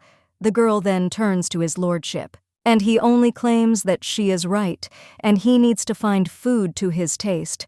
The main character then rejoices and asks if he really says this, and it is a great idea, so she will help him, and also if he needs her help, then let him just say so. In the meantime, let him try the dish, and she needs to run, so she hopes to please him. The main character then heads down the corridor with the alchemist and asks how he found the culprit, to which he replies that now she will understand everything herself. And he wants to show it quickly. Then they both go into the lab and the main character is surprised. She also asks since when there is so much fantasy there. The guy then asks if it's cool and claims that it's a new development, after which the young lady wonders if he was really going to show it, but he replies that it's not, and tells the girl to look at his assistant. The young lady then asks who this assistant is, and the alchemist claims that he gave the invention its name. After which he tells the young lady to look, and the main character asks what it is, to which the guy replies that this thing can record a voice, and you can install it in advance and it will also record any voice. Then the sound can be played back because the guy puts this ball into the mechanism and it starts playing the recording. There, someone claimed that everyone must know that the competition lasts until the second round. Well, the participants are waiting for the final assessment. The main character understands that this is the announcement of the results of the competition. The woman then claimed that one winner would be announced in the final, and the young lady wondered what that meant. Well, then she also heard some voice that claimed that he had said to make sure that nothing happened, and he spoiled their food, but they still came out victorious, after which he tells the guy that he risked his life, and the main character thinks, what does this mean?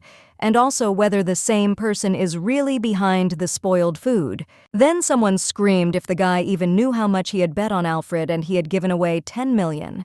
The main character thinks that this voice seems familiar to her. After which someone asks if it is really the Count. Mimvaquid will want to lose that kind of money, and the main character understands that it is definitely him. Another man in the recording claims that if the matter gets out of control, he will have problems, so let him give the promised money. The young lady realizes that there seems to be serious betting on the winner in high places, and Macwood has placed a substantial amount on Alfred. He is going to ruin the first and second place dishes so that Alfred will win. The man in the recording then tells the guy to go to Marcus Gannett and won't he lend 5 million? Well, the man claimed he couldn't. And then the other one said that there was nothing to be done and that he would have to tell about what had happened and that the Count was involved. The man then just screamed and the guy claimed that if he gave him 4 million penny, he would keep quiet. The main character at this time thinks whether it is really about the deal. And it is such a pity. After which she also thinks whether these big shots have nothing better to do. Then someone else turned to Turbian and asked where he had gone since he had been ordered to gather, after which the guy said, okay, and he went. And he also told the Count that he shouldn't forget about the money, but he only screamed at the guy to wait and that it wasn't the end yet, and he also couldn't give the money back. Now the alchemist asks if the young lady heard, and they themselves leaked all the information, so what fools these guys are, and thanks to the conversation he managed to find out who was talking to Count Macwood. It was the guard Turbian Silver.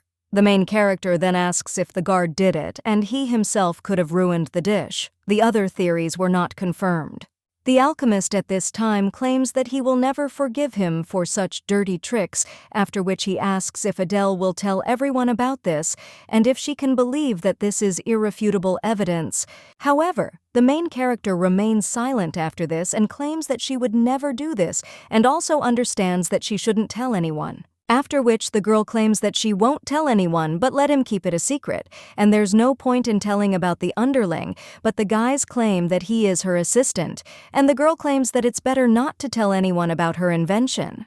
The young man then wonders why these two intended to spoil the dishes, and he wonders if the young lady is not evil, and she replies that she is evil, but there are more important questions. And also, does he really report to the top about all his inventions, after which the guy replies that not always, and he was told to bring only important things. And he also wonders if the girl doesn't want others to know who helped her to, which the girl replies that, yes, and she thinks that it wasn't worth inventing this at all, but the guy then claims that it was for her sake. After which, the main character thinks could it be that the smart, handsome guy did something for her? But his appearance is already driving her crazy, and to be honest, this is too much. And she admits, after which the girl claims that she really appreciates it. Well, if people find out about the existence of a device capable of monitoring conversations, then confusion will begin, and it can even be used to eavesdrop on them. The guy then claims that if she tells everyone about Macwood's deeds, she will gain support, and she herself was worried about this because then His Majesty Kylo would find out about their conversation. The main character then thinks why he suddenly started talking about the prince, and the guy just grabs the young lady by the hands and says, "Okay," and this will remain their secret. Little did the two know that the desire to get rid of Macwood would lead to unimaginable consequences. A little while later, the girl is already preparing spicy pork legs with garlic, as well as pork legs with vegetables. The young lady places them in front of the prince and asks which he likes more. The girl also claims that the dragon was delighted with the pork legs with green onions, and he likes unusual dishes. After which the young man tastes these two dishes and claims that the first one does not leave a very pleasant feeling in the mouth. The second one has a sharp taste, combining sweetness, sourness, and a little salt. The main character says that they leave such a different impression. After which he claims that he seems to like the pork legs with vegetables better, and the guys claim that it looks like that, after which the girl says that it's great, and it turns out that he doesn't really like spicy dishes, and maybe he'll try this. After all, you need to take a crispy cucumber and meat. Then the girl holds it all out to the guy's mouth. Well, he just gets embarrassed and also claims that he can eat it himself, but the girl just tells him to try. After which the prince opens his mouth and eats from her hands. The main character asks if it has a nice texture and if it is the best dish on a hot day. However, the guy is only embarrassed, and also understands that because of Adele, he can't focus on the taste. The girl at this time says that it's wonderful and the dish went down a treat, and there's only some left. After which she also turns to the mountain of dishes and says that it never ends. Then the young lady also claims that it is time to deal with it. Well, at that very moment, someone else comes into the kitchen and addresses Adele. The young lady is then a little surprised because she sees Ferris in front of her. She also claims that she thought he had already returned home and asks if he is still in the Imperial Palace, but the guy replies that he will not return. After which the main character asks if he became the Imperial chef, and the guy replies that he hoped for it and wonders if there are no vacancies Mr. Edwin recommended him as an assistant to the young lady. At this time, the main character thinks what other assistant, and what does this mean? And also wonders if she needs an assistant. The guy is then a little surprised and claims that he is Ferris Miarno.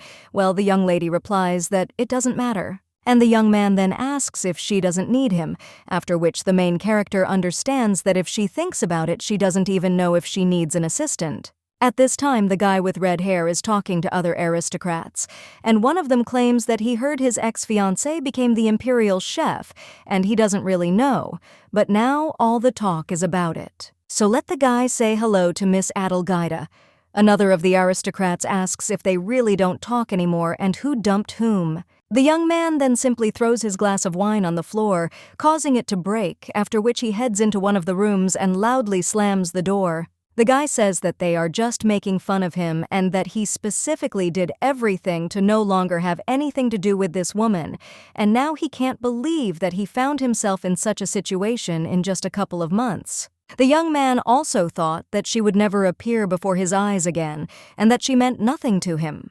But now, the guy claims that she not only got close to the Imperial Palace, but also secured support, and now he managed to avoid the conversation this could happen again. Hey, the guy is thinking about how to get rid of her. At this time, someone else addresses Eli. At this time, the other guys are talking among themselves. One of them says that the influence of the first prince is growing, and the other claims that His Majesty is still alive. But judging by the way he walks and talks, it will not be for long. After which he also asks if anyone has seen the Marquis because he has not appeared for a long time and disappeared after that deal.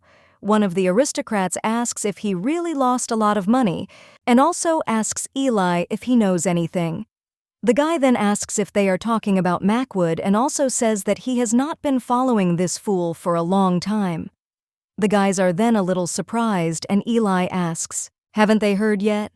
The main character is cooking something at this time and claims that garlic should go next. Then the guy hands her the garlic and says that he chopped it. and also asks if he should clean anything else, after which the main character is only surprised and thanks him. Ferris claims that of course he should help her, and the main character understands that Ferris's help was very useful, and he cuts all the products and also washes the dishes. And now the girl understands what it is like to work with an assistant. The guy at this time claims that she cooks great and he still has a lot to learn, and the girl claims that he cooked hot barbecue sauce. Well, he answers that yes, but there was only a little bit of it, and it seems that it was then that she taught him that with the help of accents you can make a dish more interesting.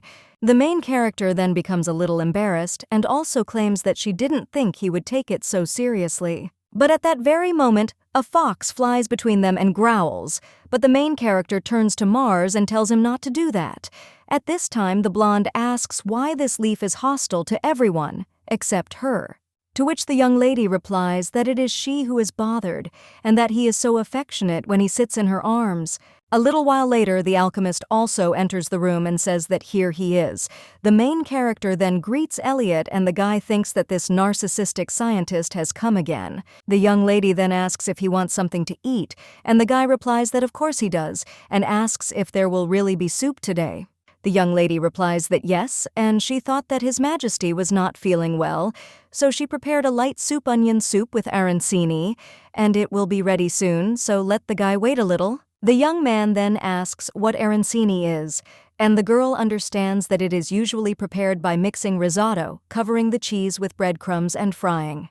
But her arancini is a rice ball filled with flying fish roe that just needs to be coated in breadcrumbs and quickly fried. At this time, the blonde insists that he will cut the baguette, and the girl says that it is excellent and everything is fried. After which, she serves a special onion soup with a baguette and mozzarella cheese, as well as flying fish roe. The alchemist then takes a fork and knife and claims that it looks delicious, after which he suggests that they eat quickly. Ferris claims that he will also try, after which they all take a bite, and the main character cannot hold back a smile, and also understands that there are well-fried onions and salty meat broth. The agent has soaked in and become soft, and it's a perfect match with mozzarella cheese. The blonde guy claims that the arancini is truly magnificent, and the caviar goes wonderfully with the roast, and he's sure that His Majesty will be delighted. The main character then asks if Elliot liked it, to which he replies that he ate it, and an idea came to his mind, after which the guy immediately runs out of the kitchen and also tells Adele that they will see each other later in the lab and he will wait. The main character then remains with the blonde in shock, and he asks what he is doing. The girl then understands that she is thinking about the fortune teller with the dish. A little while later, she already enters the laboratory, and the guy immediately greets her, after which the young lady asks why he jumped up so suddenly. The guy then claims that he put an arancini in his mouth and it hit him in the head, because sometimes you don't notice the ideas hidden somewhere in the chambers of the mind, like fried fish. The main character realizes that she doesn't know what he's talking about, after which she asks if the guy can get to the point, after which the young man gets a little nervous. And then he even offers to marry him, Adele. Then asks in shock what he is talking about, after which she even tells him to wait and also to tell everything from the very beginning. The guy then says yes and asks to let him explain, and also claims that you can look at arancini and tell me what's inside. And then you put it in your mouth and suddenly the taste of caviar begins to unfold, and then this idea came to him. First, he would like to show something to the young lady, and he has already mentioned marriage. The main character then asks what he wants to show, and the guy lifts the screen. And he claims that he managed to find out where Macwood is, and the guards did not pay attention to him. The main character asks if he can track the location and also understands that the issue of sharing has already been discussed. The guy then claims that he was lucky that he had a model of the capital in his lab, and he used his developments to calculate its location. Elliot also tells the young lady to look because now he is at home, but he does not think about the main game. Is he really so sure?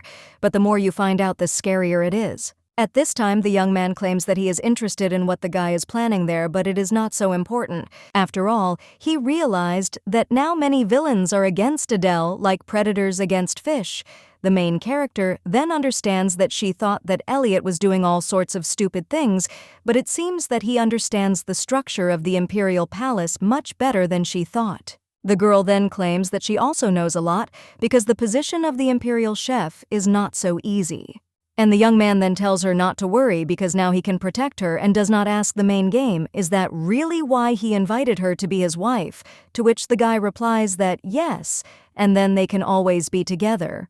Well, the main character after this only smiles and claims that she is grateful to him for this, but this is too much. The guy then asks why the young lady claims that marriage should be concluded with a person to whom you are ready to dedicate your life, after which the guy claims that he wants to dedicate his life to Adele. Hey, the girl is embarrassed by this and also asks what he is talking about, after which the guy claims that he is not joking and has thought everything through carefully. After which he asks to let her say once again whether Adele will marry him. The main character is silent for a while, but then answers that she will not. After which the young man is surprised and tells Adele that this is not possible, and he thought about it for a very long time, but the young lady claims that she is grateful for this and also understands that she almost agreed. After which the girl asserts that marriage is an important issue that does not tolerate recklessness, and wouldn't it be better to first deal with McWood?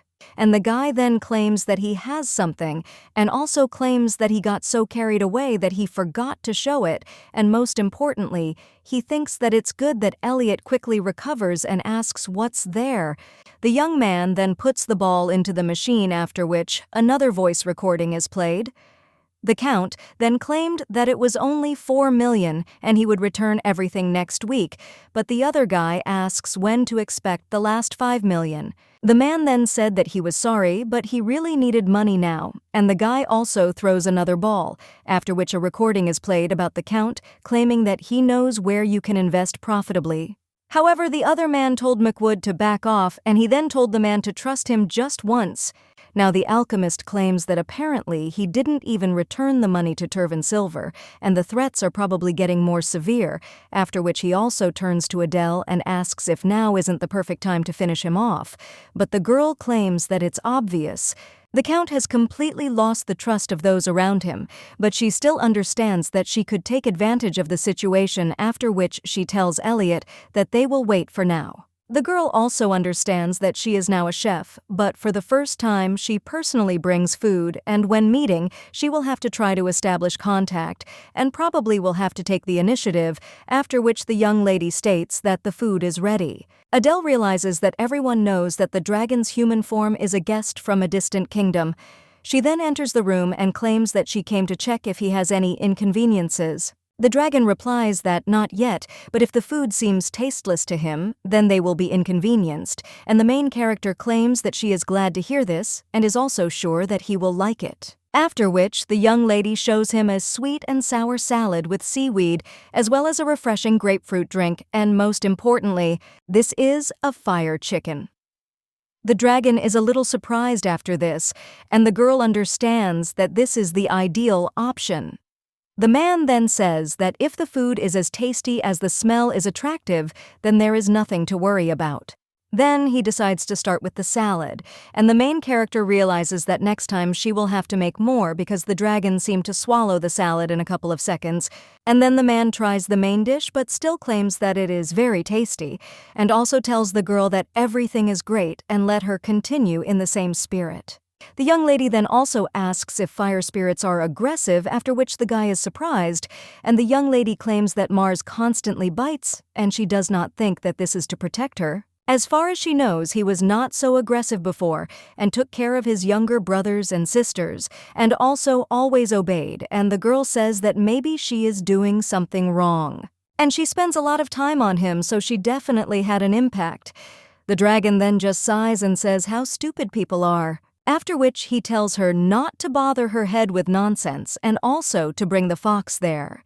A little while later, the young lady already brings the ladder, and the dragon claims that the reason is quite simple. Adele asks what the matter is, and the dragon asks what people call it, and it seems it is a lack of affection. The main character then asks in shock if it is really a lack of affection, to which the dragon replies that yes, and the fox is lonely because she does not show him enough attention, and because of this he is jealous of her. The young lady then turns to Mars and then approaches him and extends her hands and then asks if he is sad because she does not care about him. The girl also understands that she had never had animals before, but she thought she was doing well and she had been watching Mars, but she still thinks that she seems to be using too much of his fire. The girl also thinks about what her friends who have pets do and also thinks about toys and food, after which she asks Mars if he knows what money is needed for. A little while later, the girl is already buying her little animal all sorts of expensive toys. Then one of the sellers claims that the store manager wants to say hello to her, and the young lady asks what's wrong with that because her little one doesn't like to wait. The girl also understands that this is a great way to spend money, after which she turns to Mars and asks what he will say and how he likes it all. The girl also claims that she bought some so that he doesn't have to worry about using fire, but then someone turns to the young lady and tells her to wait. Then he asks if her name is Adele. The main character turns around and wonders if this is really a child, after which she asks, "What's the matter?" Well, the boy then asks if she really is Adele, and also claims that he also loves to cook and wants to become a great chef like her. The young lady realizes that she knew that because of the Imperial banquet, her name often appears in the newspapers, and now even children recognize her. After which the girl claims that it seems he is really serious and the young man is a little embarrassed, after which he hands her a piece of coal and asks if he can get an autograph.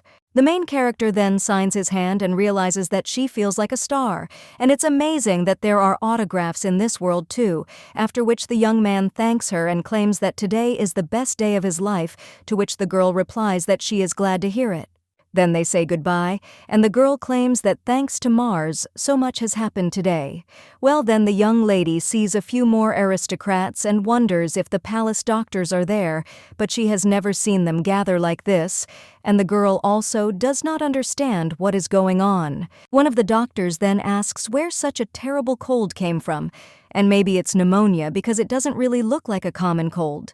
Another one claims that this is quite strange, but be that as it may, everything needs to be clarified, because there are simply no suitable medicines in the palace, and even the strongest swordsman will not be able to resist the disease.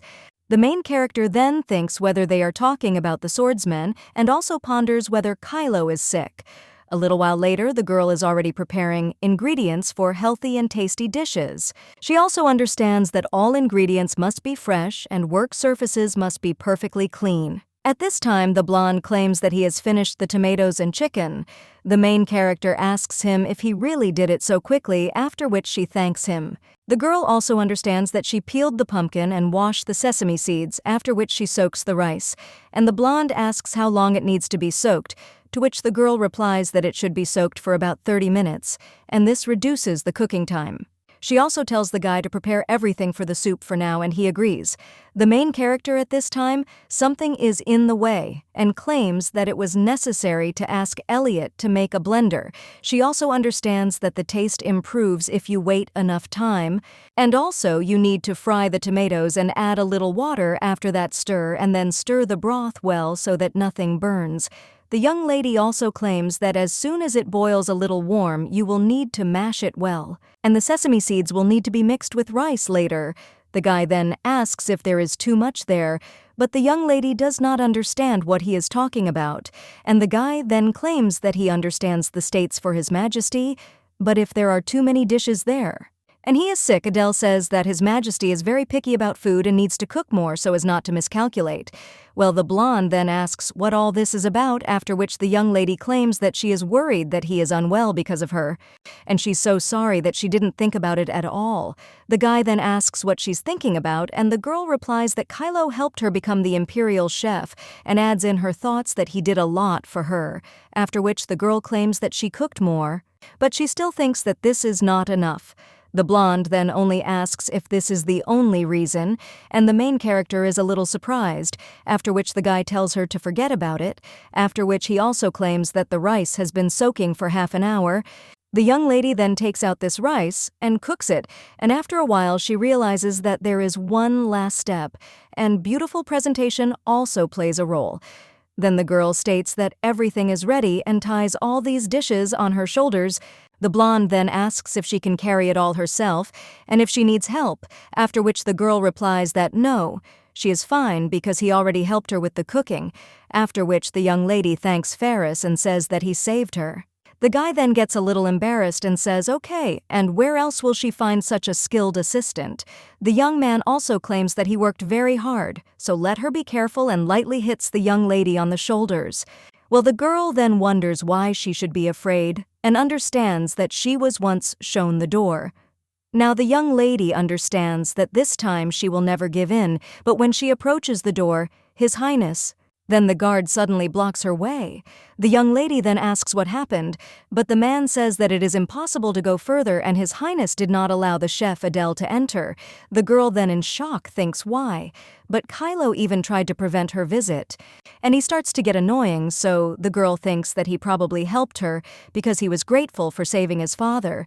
But then the young lady understands that she needs to behave with restraint and also asks if the gentleman is afraid of getting infected, to which the guard replies that he is, and His Highness is ill, so the passage is prohibited and any infections must be excluded.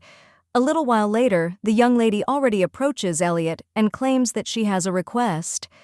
The guy then says that he listens to the young lady but asks him not to do anything stupid. The young man is then a little surprised and claims that she asked for help herself, after which the young lady replies that yes, but she is a little embarrassed.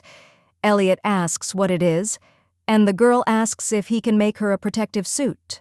And also, it is necessary to make it so that it covers all parts of the body, after which the guy only incredulously asks if Adele has again decided that she is dangerous, but the girl does not understand why this guy is looking for problems and everything, and also says that she has never taken risks just like that before. The guy wonders if this is true and who went to the dragon, but the girl claims that the prince guaranteed her safety. However, the alchemist claims that if he really cared about her, he would never have sent her there. Adele claims that there were reasons for that, but the alchemist cries out that nothing is more important than health and safety. The girl then understands that this guy does not really like Prince Kylo, and something really happened between them. After which she tells the guy to believe that it is not dangerous at all and she just needs to see the sick person, after which the guy asks who is sick and the young lady understands that if she tells the alchemist about this he may refuse to help, but she does not want to lie. The guy at this time thinks that if Adele assures, then he agrees, after which he claims that he already has a couple of suits and he thinks that he will find her size. Adele asks if he really already has these suits, and the guy replies that of course because he is dealing with dangerous substances and he will definitely find a suitable suit and also send it in protective packaging. The main character then smiles and says that it is not that dangerous, but then he takes the boy by the hands and thanks him and also claims that he will cook him a lot of tasty things. The young man then only gets embarrassed and understands that he is perceived as a child. A little while later, the young lady approaches the guard, and he asks if this is really an alchemist's clothing. He also says that his younger brother is an alchemist's apprentice, so he has seen this outfit a couple of times, and the main character wonders if she can enter in such clothing. The guard claims that she cannot disobey the master, but only tells him to wait a minute, after which he points to the Emperor's chef's badge, and asks if he sees it, and believe the Emperor suffered from ailments, and also he felt better after her cooking, and the girl points to the tray, and also claims that this secret dish will help His Highness to recover. The guard then looks at this a little surprised, but still lets the young lady through. The main character then goes to His Highness's room and realizes that it is quite quiet and dark there, but on her first visit it was exactly the same and she was terribly confused.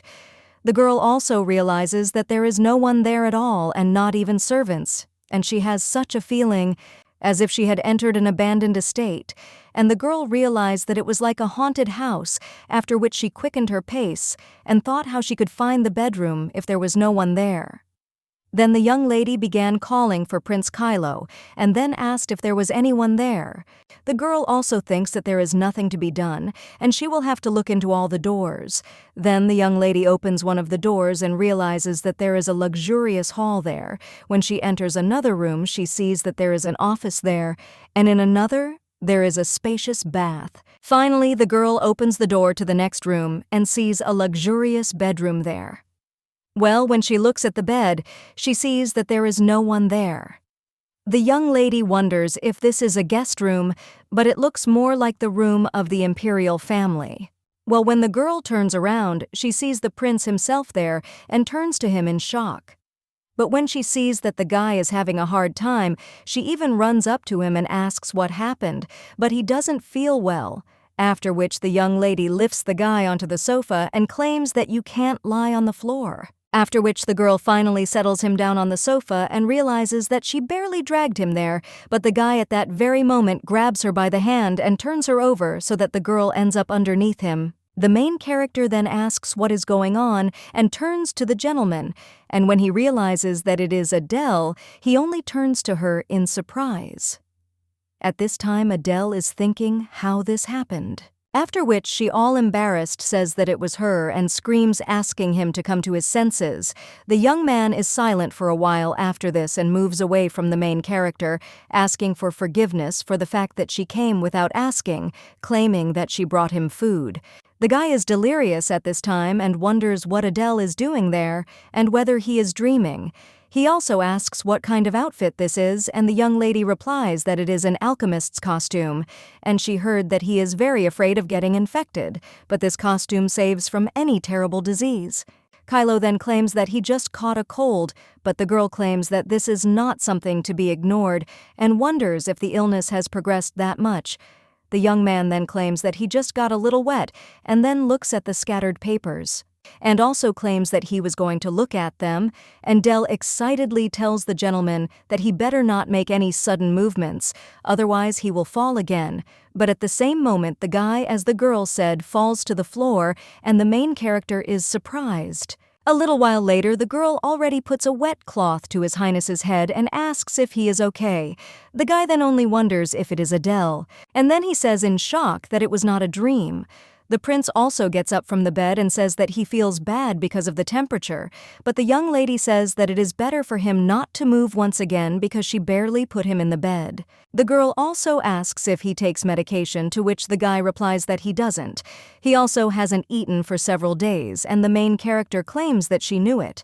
But the guy doesn't take medication or even eat, so of course he won't get better. The young man then tells the girl to calm down, but she only tells him to listen because she only trusts him there. And the prince is sick, but he does not eat at all and even lost consciousness, which is why she is completely scared. The guy is then a little surprised, after which he claims that he is sorry, and the main character asks if that is really so, and if he is really sorry, then let him eat because she cooked a lot of food. The guy then looks at all these dishes, after which they understand that he is full from just looking at them. The main character then tells the prince to try because she did not bring that much, and if he likes it, she will bring more, to which the guy agrees. After which he takes one of the soups and wonders if it is from a machine, and the main character understands that fresh tomatoes are well cooked with sugar, and the result is a delicious, soft soup. The young lady also looks at the guy and thinks how he likes it, but he just answers with a stony face that it is delicious, after which the girl gives him another soup and realizes that it is made from pumpkin, and this soft sweetness is achieved by mixing pumpkin with cream. The guy at this time says that it is delicious, after which the main character hands him another soup and tells him to try it too. The girl realizes that there is a little chicken broth and the softest meat, after which the guy claims that it is quite good, and the young lady thinks how picky he is. Then she hands him another black soup. The prince then thinks that, okay, it doesn't matter to him anyway. But when he tries this soup, he is shocked and realizes that it has a mild taste, and also a slight combination of sweetness with salt, and this is a perfect harmony, after which the guy thinks that the Congress is a little more, the main character is a little surprised, and then she sees how the guy emptied the whole plate. She shows him this empty plate in shock with a smile on her face. The young man claims that this is the best and there was no need to show the plate at all. Adele then asks him if it was tasty and also understands that even if these are just words, it is still nice. And how can a guy be so calm?